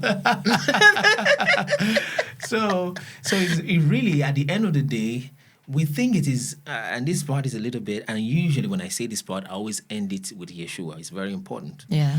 This thing that is just racism is really a battle of races, right? So let's jump into it. It's a battle of races, right, between the Adamic race and the non-Adamic race, right? So, but then let's have a look at this. Right on, Pastor. Right? Sorry. So, Joshua 36 verse 30, let's have a look at that. If you know the extent of what Jesus did, first you'll be very excited. But at the same time, you also be very disappointed in a way, because it made the thing so free that even people who are not Adamic would be able to be saved. Those that are Nephilim. Do you see? More or less, I'm telling you. That, of course, not including Satan. Because Satan would like something like that. I would like to use it as a Satan deception. can never be saved. Right? But he made it so wide. He made it that wide. And he said, you know what? I would have called on to you many times and you refused. I'll bring you into jealousy by people that are not a people. You remember that scripture? Not a people. Right? Yes, that's it. He said, I'll cause you to become jealous by calling. I'll go on to people that are not looking for me. I will go to them. And that's that anger with that Paul, you see, when they were always wanting to honor life, Paul, the Jews and all that. So God made the salvation open. To everybody. You see, to everybody, you see. Which is beautiful, actually. Yeah, it is. Because some of them, they never chose to be part of that. Yeah, exactly. So with that, and sometimes they take some DNA, etc., from humans and all, but before they think it's conspiracy theory. But it's out there. Even but in the Epstein files, actually, there was an email there talking about how they were putting his DNA in some vaccines. Right? Can you imagine that? So you're basically spreading that. Okay, that's Nephilim DNA, and people would never even know that their DNA has been polluted. Right. Yeah. So we just want to look at writings that show mixed kind of chimeras and kind of animals, okay? Other non-humans. Yeah, non-humans. In fact, mixture of humans and animals. So Joshua 36 verse 30, let's confirm that, yes. This is also in the book of, interestingly, it's in the book of, who is in the Bible? I'll search it for it in the Bible, but the Bible just glosses over it very briefly, okay? But let's see, 36 verse 30. And whilst he was feeding his father's asses, he led them to the wilderness at different times to feed them. He's talking about this Anna guy. His name is Anna. Okay. Excuse me. He's one of the sons of Seir. The Seir that this guy got married to, this Mount Seir, Edom. Okay. So look at this. By the way, he himself is a Horite, hairy, shaggy person living in a cave, So he's one kind of funny kind of person. So somehow Esau is somehow drawn to him because Esau is also very, ridiculously hairy. I mean, how would I explain? I like using, he's so hairy that he needed goat skin to be put on Jacob. I mean, if I am trying to feel for, where's my son? And you say goat skin, like, this is not my son. No, you say that's an animal. For him, that was what confirmed that it was Esau. Do you get it? That's how hairy Esau was. When you said hairy man living in a cave, it makes me think of Flintstones. Right. There's a lot of stuff. Caveman stories, together, right? So long story short, 30. And there was a day he brought them to one of the deserts on the seashore, opposite the wilderness of the people. And whilst he was feeding them, behold, a very heavy storm came from the other side and the sea of the sea and rested upon the asses, that were feeding there. So that's the animals he brought to eat. And they all stood still. They were just dumbstruck, just by wind. Let's keep going. And afterwards, about 120 great and terrible animals came out from the wilderness at the other side of the sea. And they all came to the place where the asses were. And they placed themselves there. So these animals came there. Let's keep reading. And those animals from their middle downward were in the shape of the children of men. Right? And from their middle upward, some had the likeness of bears. That's some. Some of the likeness of kephas. And with tails behind them, right? From between their shoulders reaching down to the earth. So the thing went from the middle of their back. That's the tail, you see. Like the tail of Duchifaths, right? And these animals came and mount and rode upon the asses. They had the legs of humans. So this was a swap of what you saw in your vision. Yeah. You see, yours was, which is more popular, animal legs downward, human head forward. But here was switch of that. From waist down was human in this case. And that's why they could climb on the asses, like they want to ride on the horse or something like that. So they could climb on that. See. So they mounted and rode upon the asses and led them away and went away unto this day. They've not found them, right? And one of those animals approached, watch this, Anna, and smote him with his tail, you see, and fled, you see, and escaped to the city. You see, so somehow the guy survived it. There's a quick, is it getting too gory? It's a scary thought. It's scary, right? So let's just leave it at that. Let me not show more. No, go on. No, I want to hear more. Hit me with the truth. I'd rather hear the truth and be freaked out than not hear it at all. Hit me with more. Okay, no, you were going to say something. Just that when we look at all these fairy tale stories and stuff, all the mythology stuff, you mostly think the animal part is under and the human part is on top. This one is switched, right? Yeah, and that's just freaky. It's switched, and right? the fact that they could ride horses is just... Yes. So the one is, another one is 61 verse 15 of the same Joshua. So after this one, we'll just... Joshua 61:15. I just love that now we're in a time and age where people who you thought were crazy can just... Because if you say this some years ago, it's almost like, this guy's crazy. This guy's crazy. But now so many crazy things are happening and people's minds are more open to realize that there's a lot that's out there. Mm-hmm.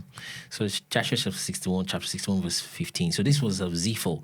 Zepho, I think, is the grandson of Esau, interestingly. Okay. So this thing is always around Esau and around Seir and all those guys. So, and Zepho went and he saw, and behold, there was a large cave at the bottom of the mountain. Zepho was looking for his animal, right? And there was a great stone at the entrance of the cave, and Zepho split the stone, and he came into the cave, and he looked, and behold, a large animal was devouring his ox, the ox, you see, that flesh-eating stuff. From the middle upward resembled a man. So that's the one you're talking about. So he's using human mouth to... Yes, so it's gross. So this is the switch, the opposite. And from the middle downward resemble an animal, you see. And Zepho rose up, and indeed he killed this one. He killed it? Yeah, he rose up against the animal and slew it with his sword. So the inhabitants of Kittim, which again, it links to, Edom. People like saying, I've heard people say that the UK is Edom or something like that, or the white people are Edom. It's kind of partly true, but not fully. Edomites. Right? Okay. Because there was just a time when Edom mixed with Cyprus, and Cyprus is Kittim, right? So, and Edom is supposed to be, the brother of Jacob. So there was a time they were mixed together. This was about that time. So Zepho was when somebody came from Esau, from Edom, to Cyprus, and they literally celebrated him for what he did. Almost made him their king, literally, right? For unaliving the animal, because he's been eating their stuff. They'll just see a sheep just animal, human, half human, half animal. Yeah, the animal, yeah.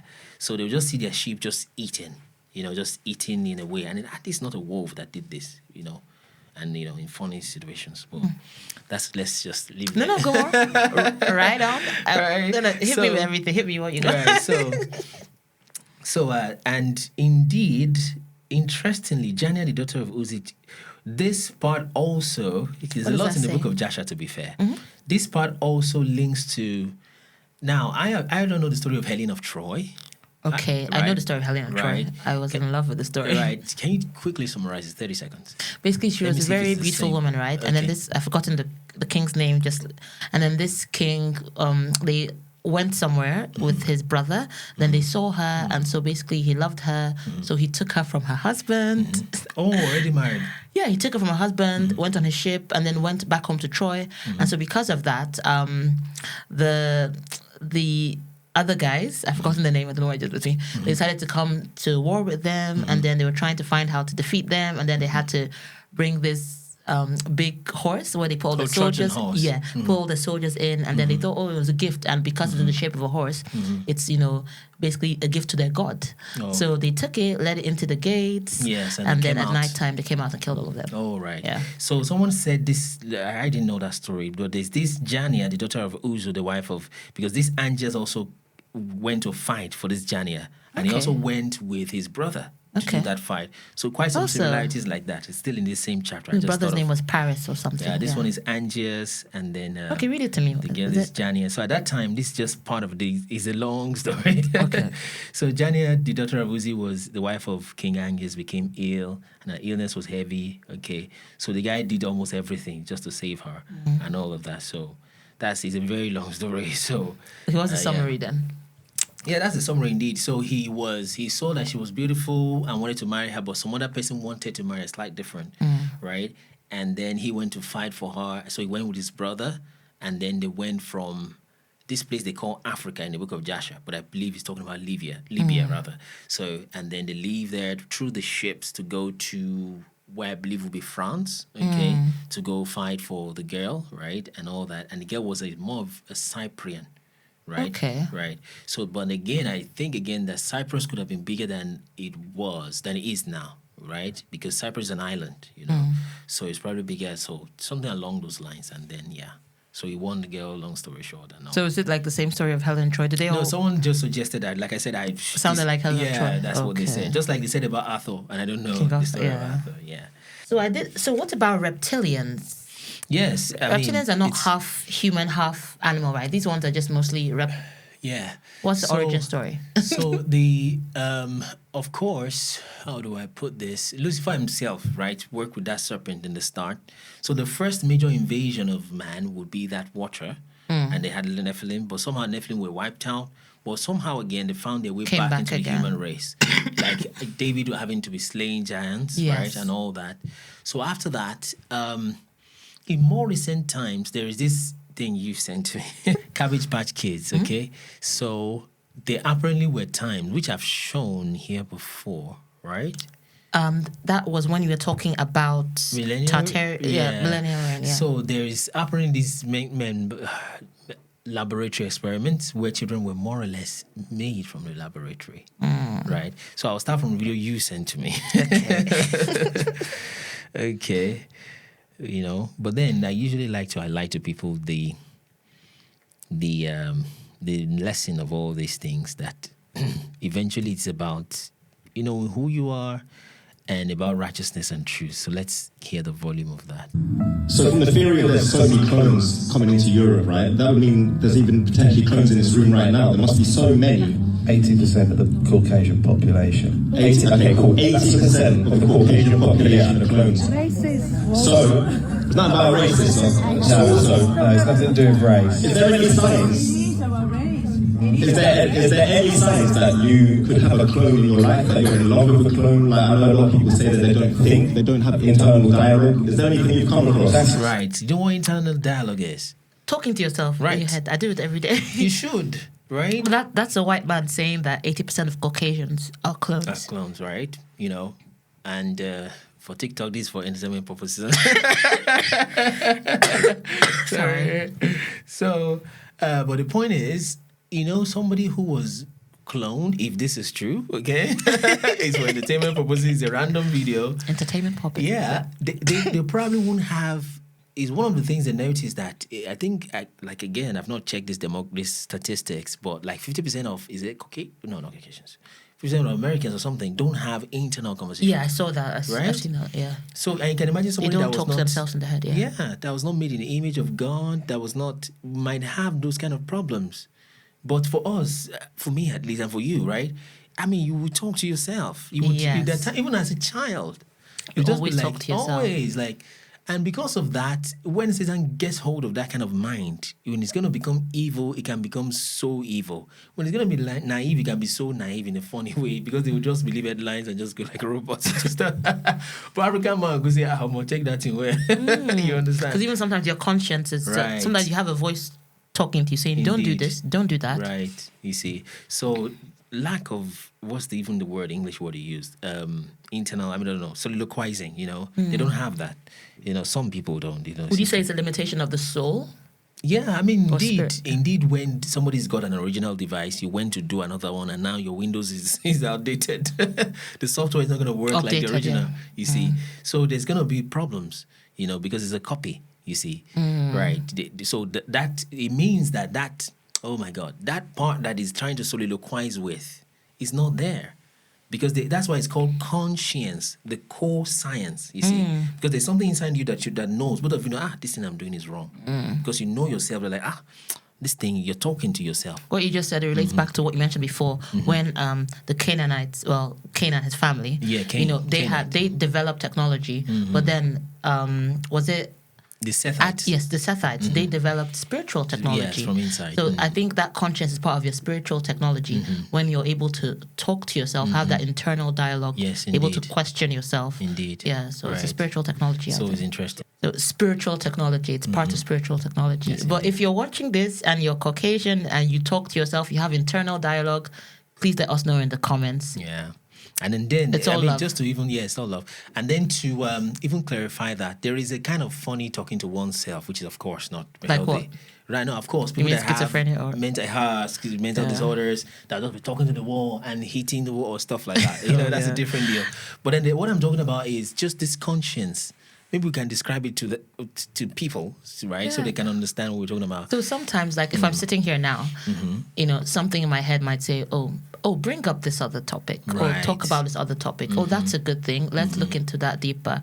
Or I might be thinking about my kids or something. Right, yes. Yeah, just talking to yourself. Yes, and it's one step above just ideas, because everybody thinks, at least, right? But this internal dialogue, mine is beautiful. In fact, about 60% of my prayer, 80% is internal dialogue. Yes, right? you pray because in you your take mind. A walk. Yes. And it even works. Yes, and it's really a dialogue. I mean, and what talks back to you? Some say God, and indeed it's God's spirit, but sometimes it's your spirit. Yeah, but God can also work through your spirit to communicate with you. Indeed. And what talks back to you tells you things you don't know, but it's still you talking. Yeah. So that's what just to let people know. Just to show you how powerful that internal dialogue is when it comes to prayer. Yes. I remember one time when I was younger, when I was a teenager, and I had this spiritual attack, right? Wow. And I lay in my bed. I closed, because there's the reason I believe in God so much, because of all the things I've... So I closed my room door, I lay on my bed, and suddenly I just saw myself in a graveyard. Wow. And it was like I was tied up, and I couldn't talk. Like my mouth was, everything was covered, sealed. But in my head, I kept saying, I am covered by the blood of Jesus. I am covered by the blood of Jesus. And suddenly I dropped on my bed. Whoa. And I was free, and I just ran out of my room to my mother. Wow. And I told her, I kept saying this. And she said, yes, because when you went to bed, I prayed and said, you are covered by the blood of Jesus. Wow. So that internal dialogue, being able to pray in my mind, even though I could not pray physically, saved me in that situation. Indeed. So there's a you that is in you besides you, you see. Yes. So just let people understand. It's not like we're trying to be funny, but we are saying this thing is real, and we have that experience. Okay, so back to the video then. Yeah, so... Exactly what I was about to say. So Dolores Cannon did the work on this.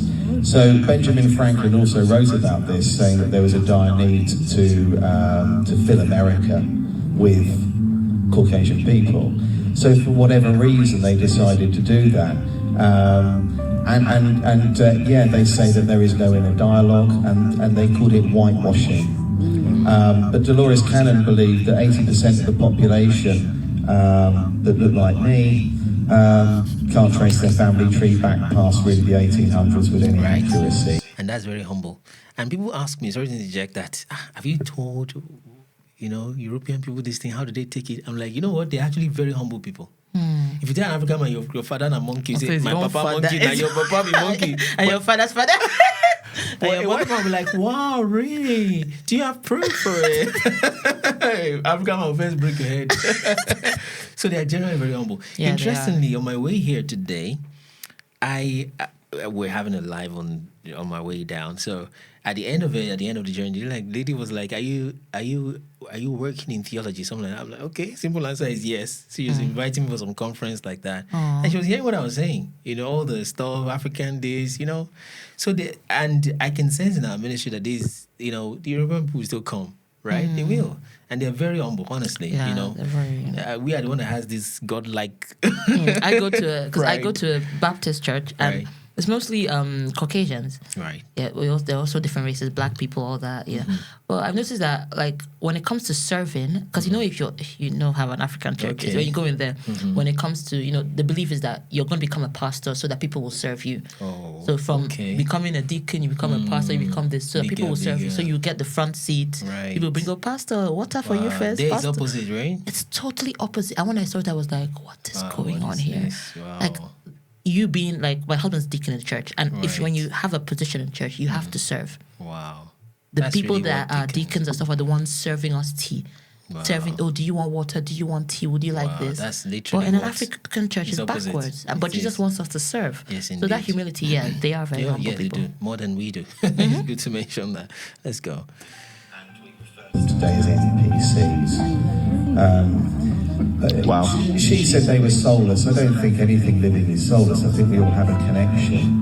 It was called whitewashing, for want of a better expression. And it was to make out, and they did this at the World's Fairs and Expositions. Exactly. They would have on display people from indigenous tribes, and they would bring children from Africa, put them on display, and they were labelled as primitive and savage. Wow. And this was specifically to dumb down the guy saying thank you and remove history. And this is connected to the Moors from Africa who built some of the most beautiful architecture in the world. They wanted everyone to consider them as primitive. And Tartaria was removed for a similar reason, so we would consider Moscow, Russia, to be behind, a little bit backward, and that was another part of it. White supremacy. So, that's what happened. And what I'd suggest people do is watch the second film that Alice Guy produced, which is on YouTube. It's called Midwife to the Upper Classes, and you'll see an example there of where the middle class couple come to buy a baby. What did he say? Goodbye as well. Wow. Midwife to the upper classes. So that's one. Let's quickly just watch all of the videos we've got to watch in one play so that it condenses. So, I mean, like I said, they're just being humble and telling you. Now, let me show you another random video for entertainment purposes. Entertainment purposes. In order to control the other races, particularly the black race. And I am feeling so bad about it by now that I had to speak out here on this video and admit it. White people are not human.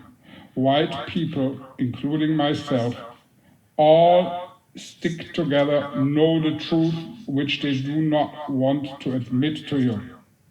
White people are out of space. We come from another galaxy. Now that's the side that he can explain it, but it's not really another galaxy in that sense. But fallen angels. And this guy's in his right mind, is he? That's what I'm saying. Okay. Entertainment purpose only. Random video. Let's go. We all know our home planet, which we don't want to reveal because we don't want to be attacked. And we have no good intention with you. We do not want to share our wealth with you. We do not want to share our knowledge with you. You have been mistreated hundreds of years ago, and this is very, very bad. And your chances in life. I think that's what I want to end. That's the whole video. So it's a snippet. Wow. So, but then anyway, so that's that. Let's see with one more. But again, this is just conspiracy theory, entertainment purposes. Entertainment. So the thing is, what is the probability that all these things are just random?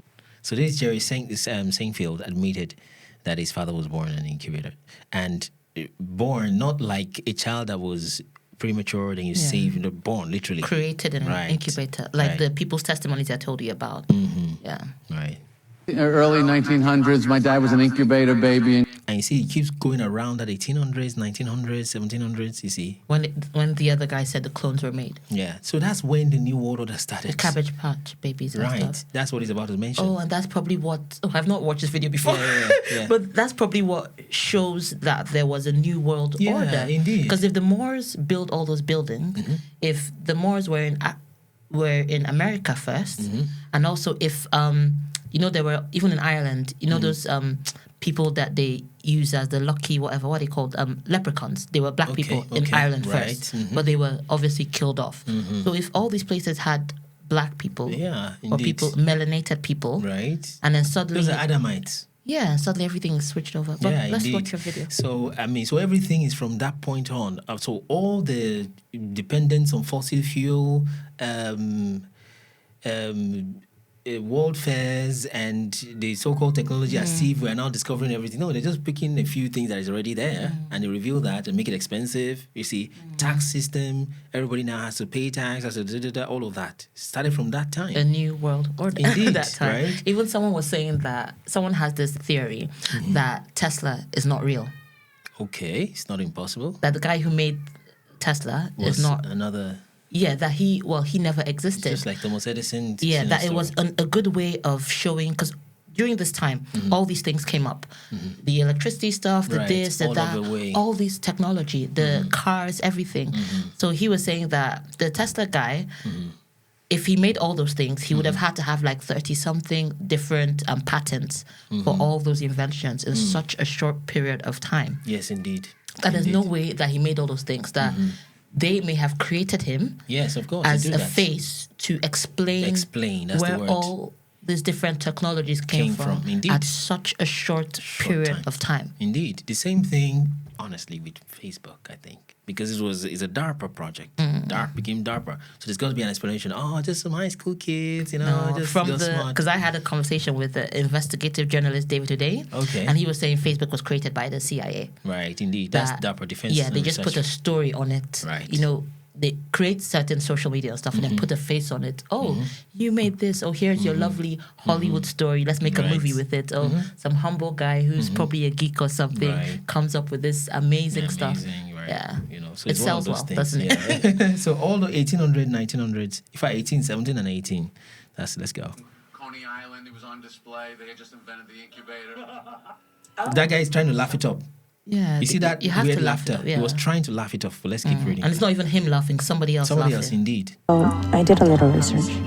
I found these postcards from the 1900s. It depicted babies being mailed, arriving by train, or floating down rivers. It immediately reminded me of the stories that we used to grow up with, like storks delivering babies. After doing a little more research, I found out that these postcards were almost used as memes and were sent to newlywed and pregnant women. Because at that time, infant mortality was really high and society was uncomfortable talking about reproduction. So this is the way they chose to communicate it with the world. It is said that during this time, hospitals in the United States didn't have a way to care for premature babies. Signs on the exhibit buildings often exclaimed, "All the world loves a baby." So there was a universal appeal for fairgoers. Here was life at its most fragile, and it was technology that was saving it. It was a spectacle. Was it a spectacle or an actual hospital? A man named Dr. Martin A. Coney became the pioneering advocate for premature care. It is said that this technology saved thousands of infants because of that care. But where did all these infants come from? Cooney cared deeply for the health of the premature babies coming in, but he still wasn't an actual doctor. So he hired a registered nurse by the name of Annabelle May Segman. Incoming babies were bathed right away, rubbed with alcohol, swaddled, and then put in the incubator, which was kept at a temperature of 96 degrees. At that point, the baby would be assigned a fake show name in order to protect their privacy. Those babies would be fed every 2 hours, either naturally or, if needed, by spoon through the nose, predating the use of a feeding tube. May and other nurses would live full-time at the exhibit in order to care for the infants around the clock. Have you ever explored that or found out sort of when your forebears arrived here? Mine about the same 19... That's the guy that laughed. He saw his face is like, oh my God, why is this guy saying this thing? Yeah. 1800s, my dad was an incubator baby in Coney Island. It was on display. They had just invented the incubator. So you see how he went from that straight face, concerned face, to You get it? Like, just laugh it off. You could literally tell me anything, I'd believe it. No, it's true. I said, no, it's true. You see? It's true. Right. So the other one was he saw his face concerned and flipped, just you see. So anyway, so the last one was he's gonna be like an Epstein kind of ish. But have we gotten to that? You said something about it. I don't know if we're gonna ask you later. Just hit me with it. so that can be the last one.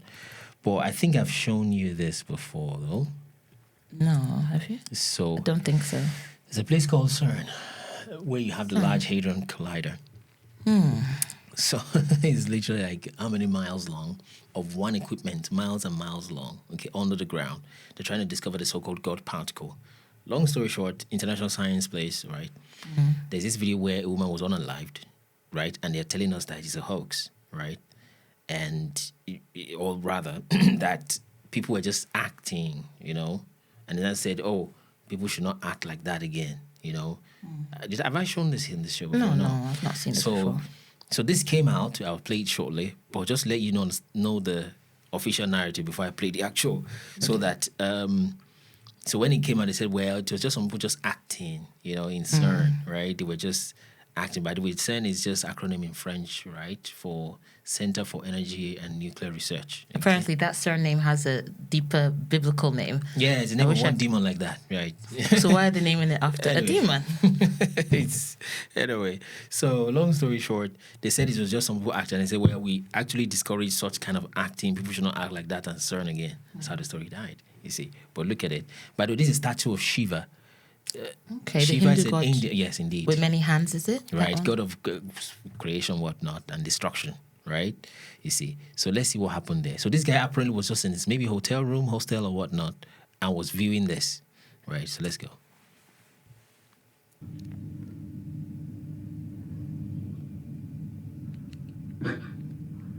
He was still scoffing. What the Right? So he was still scoffing like, oh, what are these guys doing? What are those? Yeah, keep watching. So the guy was laughing that what is this? So the question is, why would they be out at this time of the night? What did it do? Right? Just keep watching.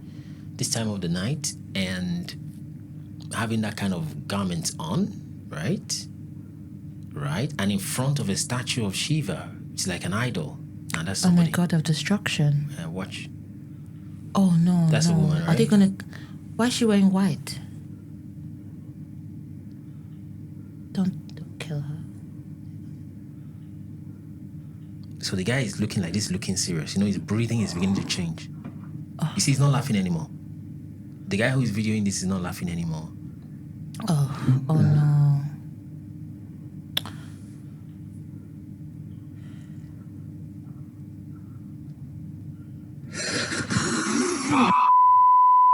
You see. And they said that was, well, they were just acting a drama, you know. Well, Acting a drama in the middle of the night. You see. That's a sacrifice. They're sacrificing. In front of. But all of these. But guess what? This video is more or less there. It's there in the open. I mean, it's in public domain. But they've just put a story to just put it aside. They always have a story for something, don't they? I just thought of putting that since you were asking about. Anyway, Epstein has done his job, so there's no point. I mean, this is. I think he's still alive. By the way, I've not even watched just one video of Epstein. No, I've not. Does he have videos, by the way? I think there are some pictures. videos, But just for me, no, it's too much. But I've seen this one much earlier, so it's too much. Yeah. Anyway, let's go to your next. But even with that, it's like all of these Nephilim or fallen angels, whatever, they all need blood sacrifice, isn't it? So clearly, there's a big problem with the world right now, the human race. You've mentioned there are other creatures out there, and that the main fight is a fight between the children of Adam, children of and God, the children of the other gods. I'm guessing Satan, the children of the fallen angels, the Nephilim, all of those. So, is that the root? What's the root of all of these problems? Yeah, indeed. I mean, just like you mentioned it, it's just about the root. So it's just a battle of races. And if we look at what needs to be, what I think can be done, amongst many other things, is for Africa to kind of rise, okay? When Africa rises, it's going to create this equilibrium, so to speak, because there's a lot of excesses. In fact, like I used to say humorously, that even the Illuminati, they need fuel to function. So by the time we don't give them those uranium for free and they don't have where to steal their fuel from, they will more or less have to shut down or at least slow down. You understand? So Africa needs to be, and like we said, I think in the last part, is just this Western influence needs to be backed off. Yeah. Right? And I think the same way Africa just started deteriorating over time, one president after regime keeps getting worse, and people just can't figure it out. It's simply because of that Western siege that just came on Africa over time. Like this happened, came into the garden, literally, of Cable Land in this case. So all your problem is not from the Western world, right? But it magnifies it, right? Much bigger than it should be. It's just like catalysts. Catalysts don't start chemical reactions in that sense, but they can speed it up, you see.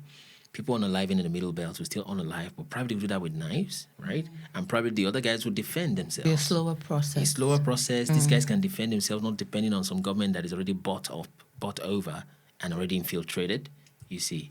So... I kind of feel like all the unaliving going on around the world, it's like a huge blood sacrifice in a way. Yeah, indeed. I mean, it could be anything, but then who cares what they're using it for? Just stop unalive innocent people. So I probably said that in the last part, that Satan has a way of using one action, one system to do 5 bad things at a go. You understand, right? And one of such situations is when it does wars like that. Those who are earning money from it would earn. Yeah. Those who are doing it because of their hatred for their brother in the name of religion would do it. Yes. At the same time, it's oppressing God's people. Yes. Making it difficult for people to trust in God, things like that. At the same time, just causing mayhem and destruction. So I think the root is just, at the end of the day, is just to turn to righteousness and light. But for Africa particularly, is to begin to cut off of this Western influence. They are the ones who bring this extra money, gives them the fake dollar, right? Borrowing monies that they don't need because of this economic hitmen that they send to them in Africa to borrow money, from them and stuff, and eventually tell them what to do with the money, And they can't. It's just like blood money we watch in Nollywood film. Yes. Well, those monies they borrow, they can't use it for just anything. Mm-hmm. That's what you will find. You see, they have to use for specific things. And at the end of the day, even the physical money or printed money or even digital money comes back to these companies from the Western world. Yes, they still get it back. Yeah, they get it back. And the people are displaced from the natural land. Agriculture keeps going down. And they have to keep depending on the money, putting them throughout. You see, so I like using this, right? Now, this is they've also called this a hoax, by the way. You see. So it is supposed to be a letter from Lord Macaulay addressed to the British Parliament on 2nd February 1835. Is that Herbert? No, it's a different one. Macaulay. It's a different one. So maybe I should open just the picture itself so that we can have a better view. Yes. Yeah. So to me, that's for Africa especially, which again begins to bring me to, I mentioned in the last part that I was going to talk about this program with, Yes, your program. Yeah, so is this Reason and Learn? People can check reasonandlearn.com. We're trying to see how we can teach people to unlearn some things, right? And like I said, things people should have learned at home and they missed it at home, maybe because of marital problems of their parents and stuff. Then they should learn it in school. But again, they couldn't learn it in school.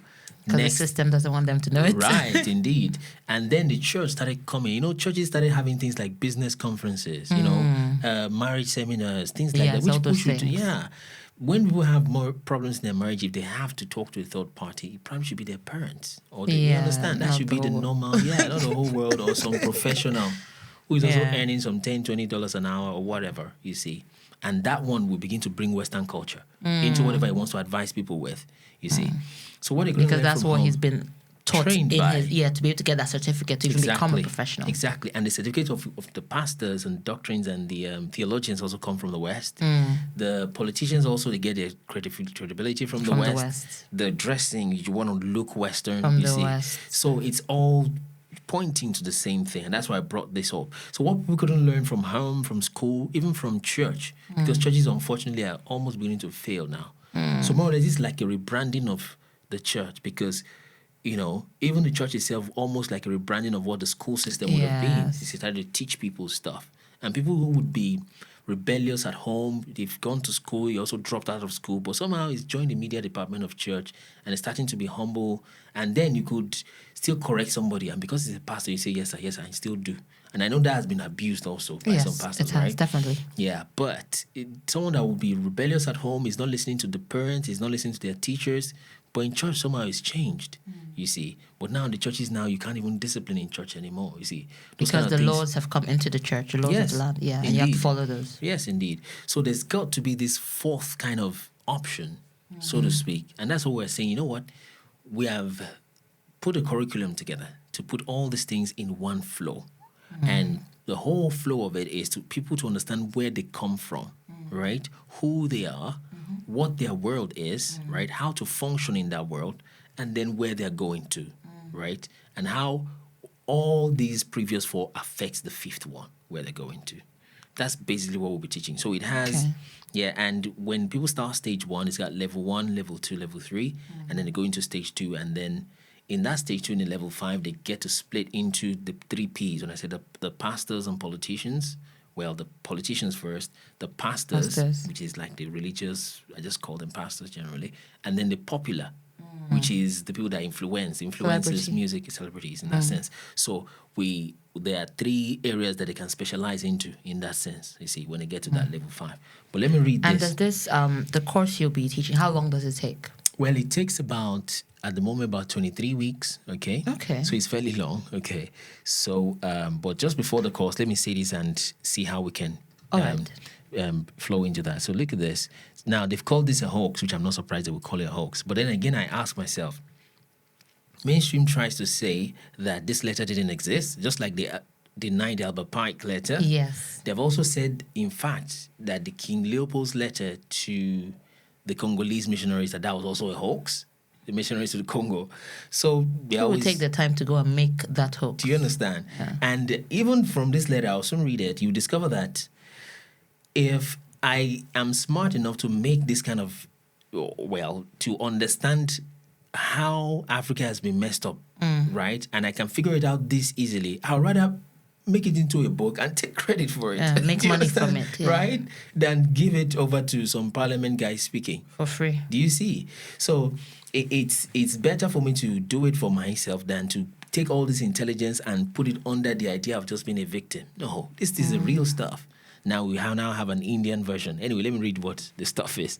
Just to let you know that I know that people say it's a hoax. And just to add that, people also need to reason for themselves. Yeah. Many times when people tell you something is a hoax, true, why are they calling it a hoax? Many times because people don't want to just say, okay, this happened or that happened. They turn it into, make it seem like it's a conspiracy theory, laugh at it, mock it in different media formats and stuff, just to make it seem like it's stupid. But right now we're seeing that a lot of things that were called conspiracy theories or called hoaxes, there's actually truth in them. There's no smoke without fire. Right, indeed. Yes, indeed. So he said, I have traveled across the length and breadth of Africa, and I have not seen one person who is a beggar, who is a thief.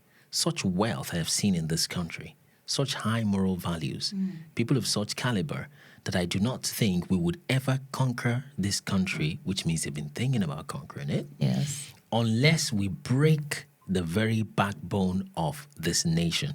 Consider Africa like one people, you see. But now how? Which or what, rather, is the very backbone of the nation? According to this guy's thoughts, which is her spiritual and cultural heritage. So that's what they went for.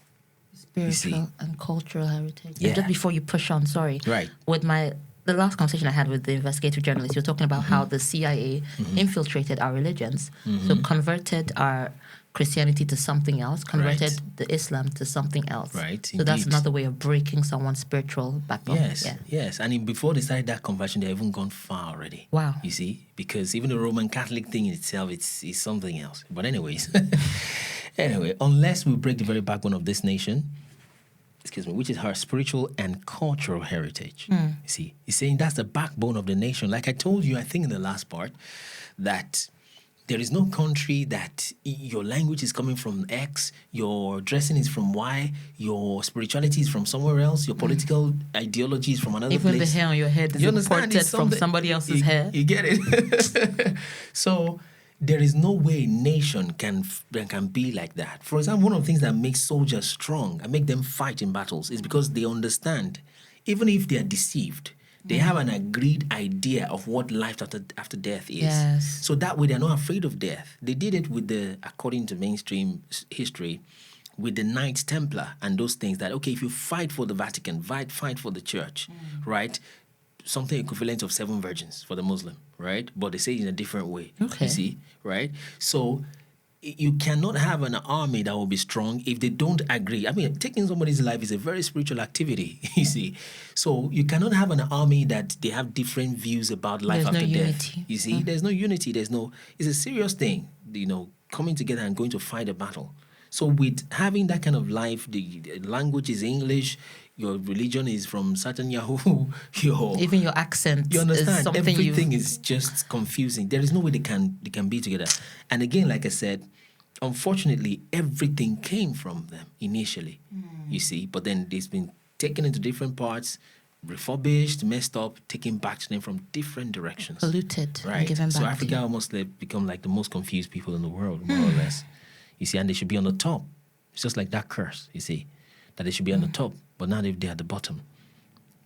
So which is our spiritual and cultural heritage. And therefore I propose that this word is so powerful, that we replace, not just remove. Replace it. Do you see? With something else. Replace her old ancient education system. Her culture. You see, that's the thing that's after. So the first takeaway, well, amongst many takeaways, is that the backbone is the ancient education system and the culture. You learn marriage from home. They don't need to go 9 to 5. It's what your dad is doing. You learn from that. It's farming. You go to the farm. Do it, yeah. It gives you a portion over time. You are established. In 25, you're ready to get married. You see. Oh, dear. And I mean, the presidents of today that are running second, third, fifth terms, right? They're becoming president 2, 3, 5 times. The first times they were president, they were 20, in their 20s, right? So the question is, what happened then? And now, people in their 20s and 30s now are still playing, what they call that thing? PS5. Do you know? Right? I was about to say something, but let me not say so I don't offend anybody. I know. I was about to say mixtape. Like I mentioned, and I think I've said it here before, that I still played Xbox like last year, but I was playing with my cousins. I was just traveling. I stopped by my cousins, my nephew rather, my sister's children. So and they whooped me like 4-0 or something. The best I could do was to just draw 4-4 or something. But the point is, and I played that when I was younger. But then a 40-year-old man, you have children. The 40-year-old men and now I know that in the club that are still out there clubbing, drinking, just wasting away their time. Those are 40-year-old men. Right. And the alcohol thing and the sports and all the entertainment was to just let these men dissipate their energy somehow. So they go to the stadium, they shout. Like that quote, give them circus and bread. Right. And they will never rise up. They'll never revolt. Indeed. The same thing till now. Is what they're using now. Right. But particularly for the Africans. And by the way, it gets really touchy when we start to hit the real problems. I don't know if I've said this before, that what if we tell Africans that, you know what we need to make Ghana better, what we need to make Congo better, to make Nigeria better is, as a man, you will never be able to watch Premier League ever again, right? The English people. And for ladies, what we need to make Africa better is you will never need to maybe use a wig again, you see. For some of them, they probably won't be able to let go of that, you see. Because it's now been pumped into their blood. So it's the football thing, all the Premier League pumped into their blood from youth. Right. To the point that they're a certain age, they're out there, go and be watching it and screaming or spend so much money buying the jersey, buying all those stuff. Right. And then the pastors are struggling that, why not leave this football a little bit and pray? I can still pray and watch the football. But we are taking it, I'm not saying that our course is the whole solution to all. And it's not like you take the course, your life become better next week. It's not like the work is going to get better in 2 seconds. But we are taking it from a deeper root. The pastors are struggling with it. Those who are nationalists that are looking at the country deteriorating, they're saying, why not leave this Western thing a little bit, not knowing that everything is from the same source, you see. So the pastor is saying, why not leave football a little and pray? And he'll still try to, some have even gone as far as showing football match in the church so people can stay, you understand, which I understand their struggle. But then this thing is from the same root. How are you watching English? Are you an English? Why? And it's affected marriages also. How are you taking rent money to go and buy a wig? Or saying that unless this man gives me this amount of money to buy this wig, I will not settle down with them. How are you investing so much money that could be used to build your future, build your life into something to put on your head and like fit in, look like somebody that you will never be? Let me even take it deeper. This one I even touch you, Seth. Right down, Pastor. Fire. Which is that women especially, do you know, who ask, I've already given it away, but women are always saying, be romantic, be romantic. And I've said it here before, have I? That, do you know the word romantic is from Roman? It is. I didn't know that. It is. No, you've not said that before. So how can you expect an African man to be romantic? Literally. It's connecting to Rome. That's what romantic means. I don't know. Do we talk about birthdays? The idea of birthdays. The idea of birthdays is from, first the idea of start from these pharaonic birthdays. And birthdays always end up in something bad, most times in scriptures. Okay. Right? It was in Pharaoh's birthday they unalived the guy what's the thing? Joseph's dream. That was Pharaoh's birthday. So during Herod's birthday that they unalived John the Baptist. Yeah.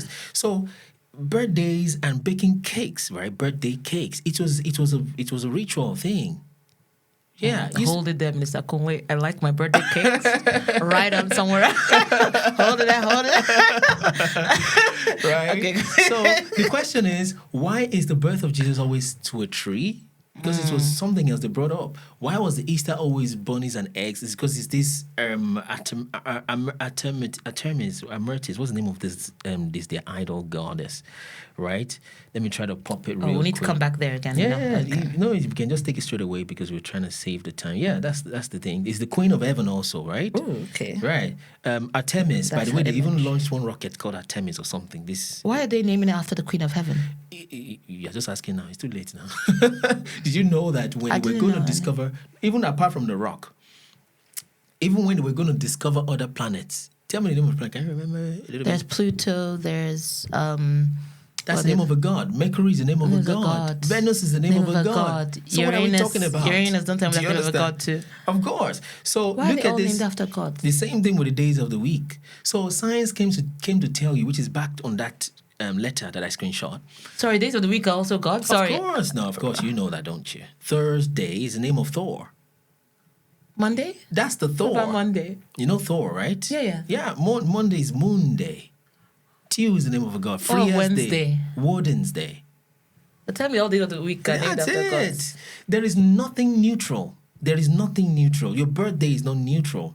So where I was going was that why is birthday has to be cake? Why is not birthday fruit? Why is not birthday Don't tell me there's anything wrong dance? with birthday cake. Please, what's wrong with birthday cake now? Okay, let me show Because you. I enjoy my birthday cakes. You can eat cakes if you want to, right? But look at it. Like I said, the first thing is that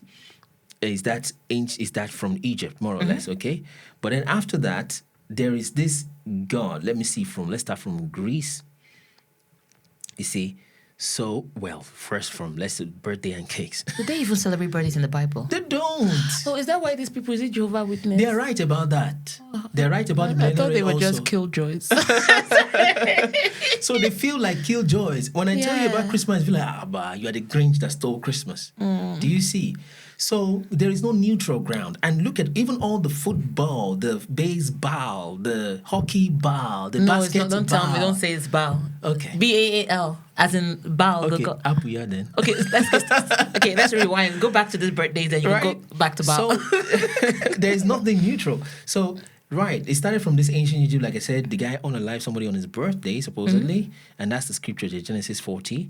Now the next is the key root of cakes and offering. Like I said, why is it not the birthday fruit, birthday dance, birthday jump? Why is it birthday cakes? Why are they candles? Why do you put fire on top of cakes? Why candles on cakes? Have you asked?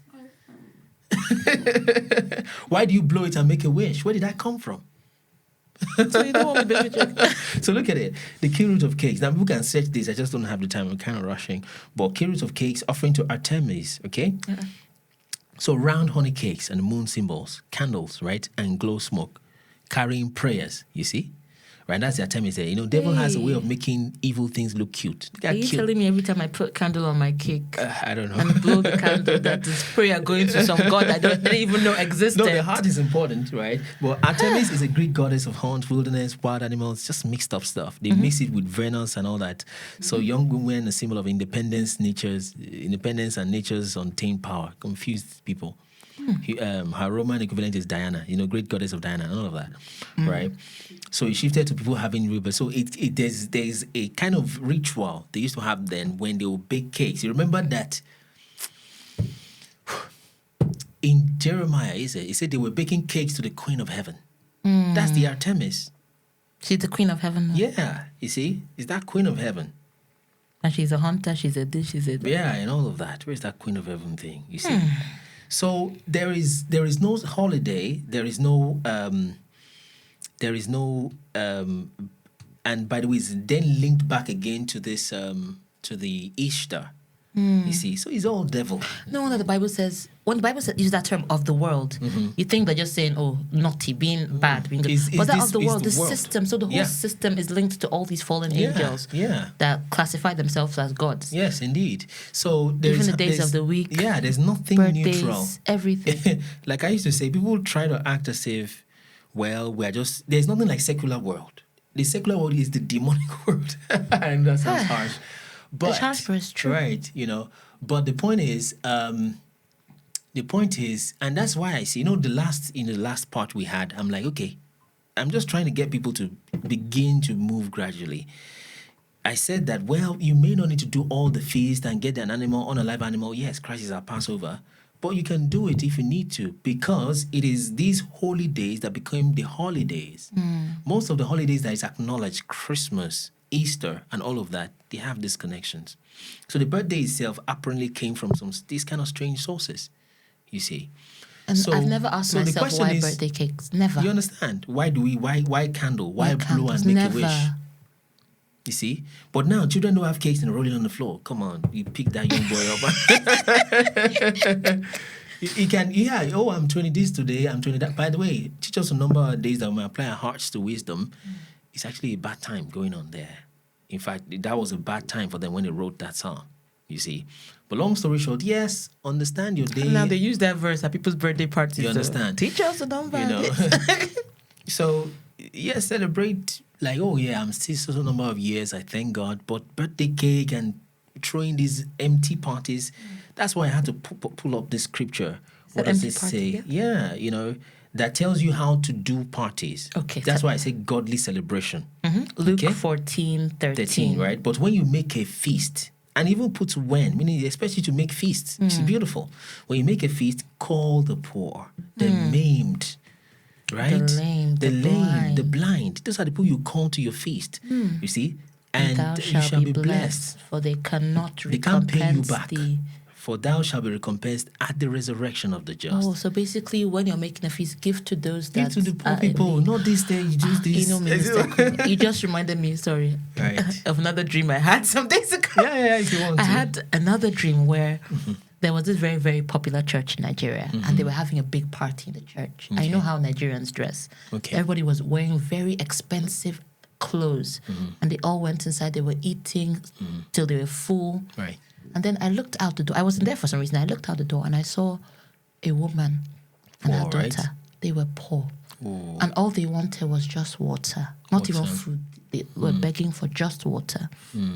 So I was like, why don't we give this woman something to eat, something to drink? And then someone there said, no, don't give them anything to drink. Don't give them any food. Because when you give them, they will tell other people that we have food and they'll come back here to beg again. That, if it's during church, if you want, you can go and give them something, but not during this our event. That don't give them anything. So they were just outside the door, just there. And after this dream, I was like, wow. Well, that's quite symbolic. And that literally talks to all of us. There's this feeling that if you give people money, they will keep coming back. Yes. But then, so we don't give them. And what's your business? What they even do with the money? Except, when you're very sure they're going to maybe smoke with it and stuff like that. So you rather give them food, but even for example, saying that, just call them. So before people start thinking that, okay, what then can we do? Bad day is not there. Easter is not there. Christmas, there's godly celebration. I say when you make a feast, in fact, Abraham had this resort center. That's the book of Joshua. Yeah, I'm going to give you that name. But he really had this place, and his land must have been wide across, right?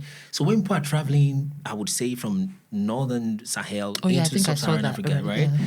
He would do this, and he would bring them, if they were naked, give them clothes, right? If they're hungry, give them food. Opposite of what they were doing in Sudan and Sodom and Gomorrah. Where they were just stealing from them. Yeah. So you give them food, make feasts on the live animals, they eat and all that, and taking care of them, people. And in their spirit again, he would do soul winning. He would preach to them about God. Adam preached. And I was just going back there again, because this thing, the reason I brought up that dream is because this is exactly what's in the dream. Right. If you're having a feast, those are the people that should be coming in, not the people who already have so much money and dress nicely, not the people who you take nice pictures, and those people are the ones that and they will call you back to their own parties. Yes, so you're just basically celebrating people who already have. But God is saying that when you're doing a feast, bring those that can't give you anything back, those that can't pay you back. Right. So that's just why I brought up that dream, because this reminded me exactly of the dream. Just the same thing. You're leaving those who are hungry and poor outside, and you don't care about them. And we Christians, let's be honest, we do that a lot. You don't want some dirty, smelly person coming into your event. We try to brand our church, brand everything. Yes, you want everything looking nice on camera. If you want it to look nice, then let someone who's dressed on nice also look nice. Yeah. I'm not saying everybody dress rags, But if they're coming in that way, give them nice clothes if you've got. So when they're coming next time, it affects your camera, it comes good because now they're dressed fine, you see. Funny enough, I've even seen that same incident in real life where I went to a church and the pastor there was telling the homeless person outside to get away from here, get out, get away from here. As well. But anyways, the point is that there's godly celebration and there are feasts of God. Do the Passover. So you will discover people are attached to this Easter thing, Christmas tree, Christmas presents, Santa Claus brought whatnot. Satan Claus. Satan's Claus. Satan's Claus. Brought some gifts. Come on. And you talk about Passover, it's the same Christians that will fight you straight away. Of course. They'll say you're taking us back to the law. But they don't Old mind Testament. doing evil things, you see? Of course. And they say grace covers it. But anyway, it's one of those things. All right. So, like that, it tells you that there is these feasts of God that we should observe them. So in this time now, right, let's say we're in April and that, observe that, remind yourself of what Yeshua did. He's now our Passover. So remind of that. So what you do in that time is most important, very important, you see. So, and that just tells. So there's hardly anything. The birthdays, the holidays, the nursery rhymes, London Bridge is falling down. Have you heard a story about London Bridge? Was it about the bridge falling down? No. I've heard. Now, what mainstream will tell you is that they're just people trying to put dark meanings to rhymes and nursery rhymes. But then I then ask, okay, can you tell me then what is the source of this? They're like, well, maybe they're talking about bridge construction. Yeah, that's what I think. Okay. Right, but then are you sure that's why and how they brought about the rhymes? He said, I'm also not sure. That's just their ChatGPT thing. So that means either can be true. But myself, now ask myself, come on, what's the connection between London Bridge falling down and a fair lady? Okay, so is she a construction worker? But then the story has it, which I've not checked. I don't even mind digging, right? That there was this lady that was indecently dressed, and well, what's the song first? London Bridge is falling down. London Bridge is falling down, falling down, falling down. My fair lady. Bring it up with gold and silver. But long story short, there was this lady that was indecently dressed, and the men started looking at her, right? They were looking at her, and a lot of men started coming. And the time came where she just started moving and walking. So she walked past a bridge that was apparently made for just pedestrians and not very strong. And all the men were just running after her in lust. And when they got on the bridge, it got overloaded and then it broke and the people fell and drowned. So London Bridge falling down, my fair lady. That's where the fair lady part came in. Now I've not confirmed, but there's many nursery rhymes like that just have dark. They see the Humpty Dumpty that sat on the wall, had a great fall, or the old man that was running and went to his bed and couldn't get up. More or less didn't get up in the morning. Bumped his head, didn't get up in the morning. Yeah, that means the man died from brain injury or something. You see, so all those kind of dark history and many of such. Yeah, there's some I saw online recently that were even about slavery. I didn't know that. Yeah, like Jingle Bells. Isn't that about one horse open sleigh? It's so almost everything is just dark. You see, that's why in the spirit, when you look at a place like that looks so nice and so Western, you can look at some very nice building and it's a demonic snake wrapping that building like that. Behind it. That's the spirit on top of there. So here you look, it's nice. We got this, you go, hey, iPad, I want to go there again. It's Disneyland. You don't know what you're dealing with. Yeah, there's so many things behind it. You see, and it's scary because when you say all these things, it just takes me to that Bible verse about even the very elect will be deceived. Yeah, it will be deceived. Why would they not be deceived when everything is like a web? Right. So this is not to make things feel despair. As you can tell, I'm a very happy person. I'm excited like anything, right? But the whole thing is that we're trying to tell people there is nothing like sitting on the fence. There is no secular world, right? There's no gray area. And I've asked this thing 3 days ago when we're doing our live 10 a.m. Every day on TikTok, that if, it's a secular world, why can't we play gospel songs in a because secular should mean everything, global, right? So why is it that exact Christian songs they don't want to hear? If it's a secular you understand? It should be secular, open to everybody, you see. But no, what they don't want is that gospel. They don't want that truth. They don't want somebody telling them, don't do this. Why not leave another man's wife? Just don't do that. They don't want conviction. Exactly. They hate that. Because it makes them feel bad. Yes, it did. Indeed, it does.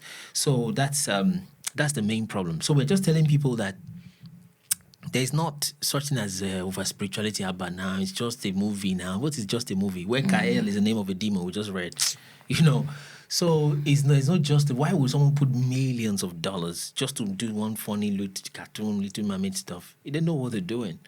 So we're telling people that, especially people who have been having this feeling, especially men again, because Satan usually hates women, okay? He likes coming through their angle. He really hates women, But long story short, men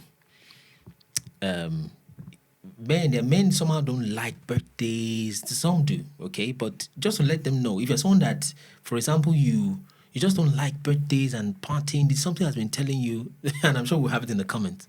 So maybe your feelings are right, your intuitions are right. Yeah, I can do your birthday, and some men do this. Some that I, in fact, know. They use, a lot of people really use their birthdays to minister to people. They use it to give to the poor, things which is like what that. it's meant to be. Yeah, if anything at all, you see. So we came from the romantic side. So what does that mean? Sorry, you said that romantic. Sorry, because you said it means it means Rome, of Rome. Yes, that's all it means. Yes, it means of Rome, romantic. You see, so like kneeling to propose, all those romantic things. You understand? No, the whole idea is not as if when you do that you're of Rome. That's not the point. But all those ideas. Remember, we're coming from that letter, right? Yes. Well, we never even finished that letter. We just I'm telling you. Started going. Yeah. You might need to read it from top again, because yeah, I can. I know.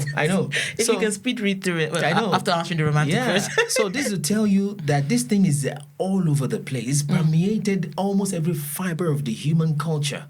You see. So this is the very root. That's the question you asked. We got here. It's the very root. If not the root, maybe the very base of the stem. You see, that springs into all this, what they call 1,000 points of light. It is the seed. Indeed. That was planted. 1,000 points of light, you see. That's what these deep states like to call it. So from there, that's what they call it. 1,000 points of light. What they mean by that is they are in every demography, every point. You can Google that phrase, not now. 1,000 points of light. Okay. So what they mean is that they have infiltrated everything. Your religion, your culture, your music, they're there. That's what they mean, 1,000 points of light. So the point is that... this is a very, very strong root where you can uproot that thing, where the thing came from. This is 1835, again, going back to 1800s again, that's 17th century. So that's where Africa needs to look at and begin to deconstruct themselves from westernization and so-called civilization. That's where the root of most of our African problem came from, you see. And that's where we get to all. So that romantic thing, this idea of your husband does not remember this, he does not give kneel you down, flowers. he does not flowers. Are you doing it?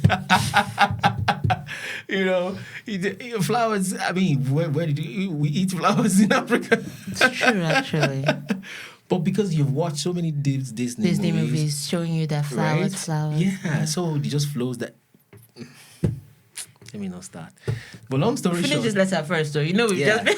Yeah, but then just to mention on that romantic thing, and most times, like I said, it's always our women, because they tend to be a little more emotional. They're quicker to get to buy into ideas, and sometimes easier to back off. But men will take their time, they get into it, and most of the time they're difficult to get back out, you see. So Satan will usually go through those kind of routes, you see, like the garden and all that, unfortunately, and that's terrible. Satan really hates women, including feminists. Feminists hate women. Feminists were started by witches and witches that start with a B. Hey! Because that's not a Christian word. It's not Christian.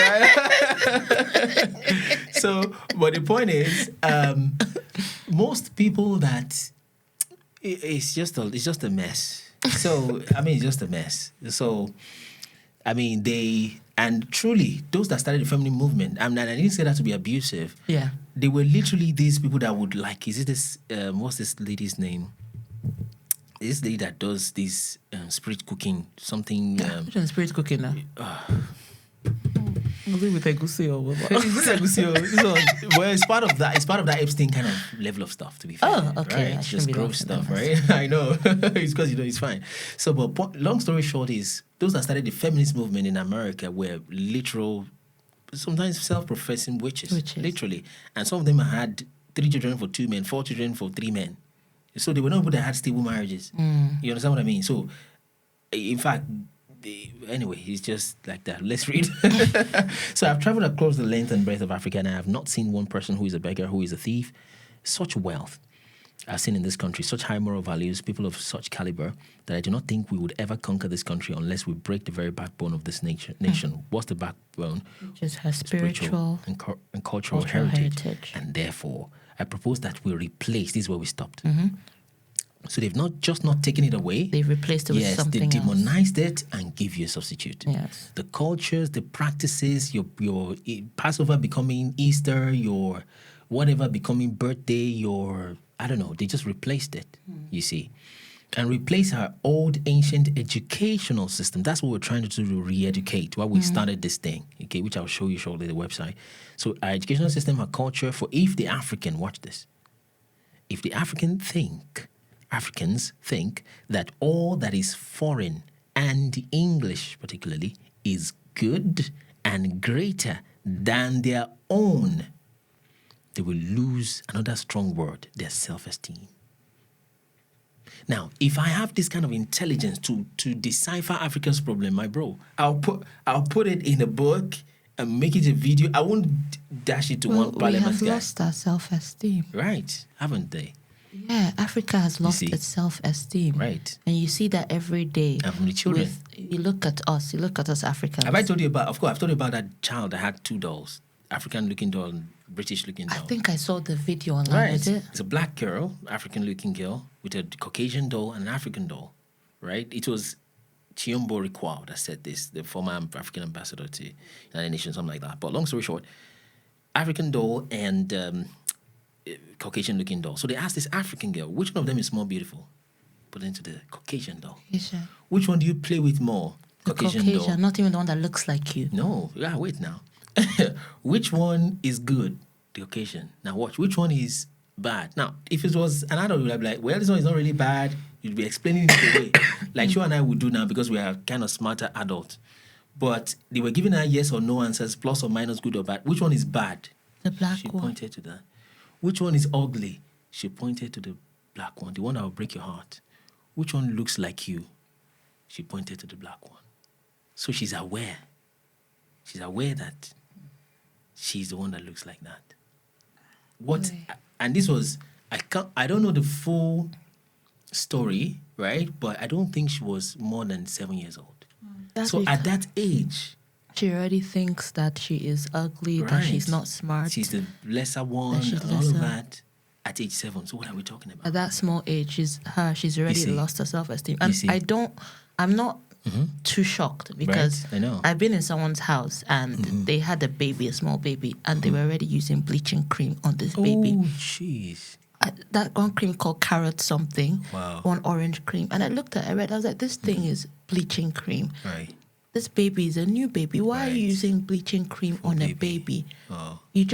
God gave this baby. You just had this baby, and to you, this baby's skin is not good enough. You have to bleach this baby at a baby. Not even a 1 year old. You have to bleach a baby.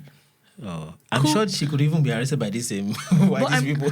But I'm sure you're probably the same person that would go and say, "Oh, I have to sterilize my baby's bottle teeth or something. Right. Oh, my baby should not be dirty." But you're bleaching a baby with chemicals. Right, chemicals. So of course we've lost our self-esteem. Right. Of course we don't think we're good enough. Right. And it starts from a small age. This thing worked. It's more than worked. It's like if they were to grade it 100%. Right. So they will lose their self-esteem, their native culture, and they will become what? Watch this. They will lose their self-esteem, their native culture, and they will become what we want them. What is that they want them to be? A truly dominated nation. Conquered people. Do you see? So like I said, if this thing was a hoax, somebody just trying to make Britain look bad, they wouldn't have been able to think of it. I mean, I would rather put this in a book, expand and sell it to people. And people call me genius. Yeah. But apparently this was something he just lifted off of. And it's supposed to be a hoax. Where's the person's name? Who screenshot it and all, you see? So anyway, like I said, now, I mentioned about reason and learn. Yeah. So this is just about how the whole program goes. So there's a stage 1 and stage 2. So there's a level 1, which is about 3 weeks, foundation of reason and daily life. People are taught what to think in school, but they're not taught how to think. Yeah. It's very important.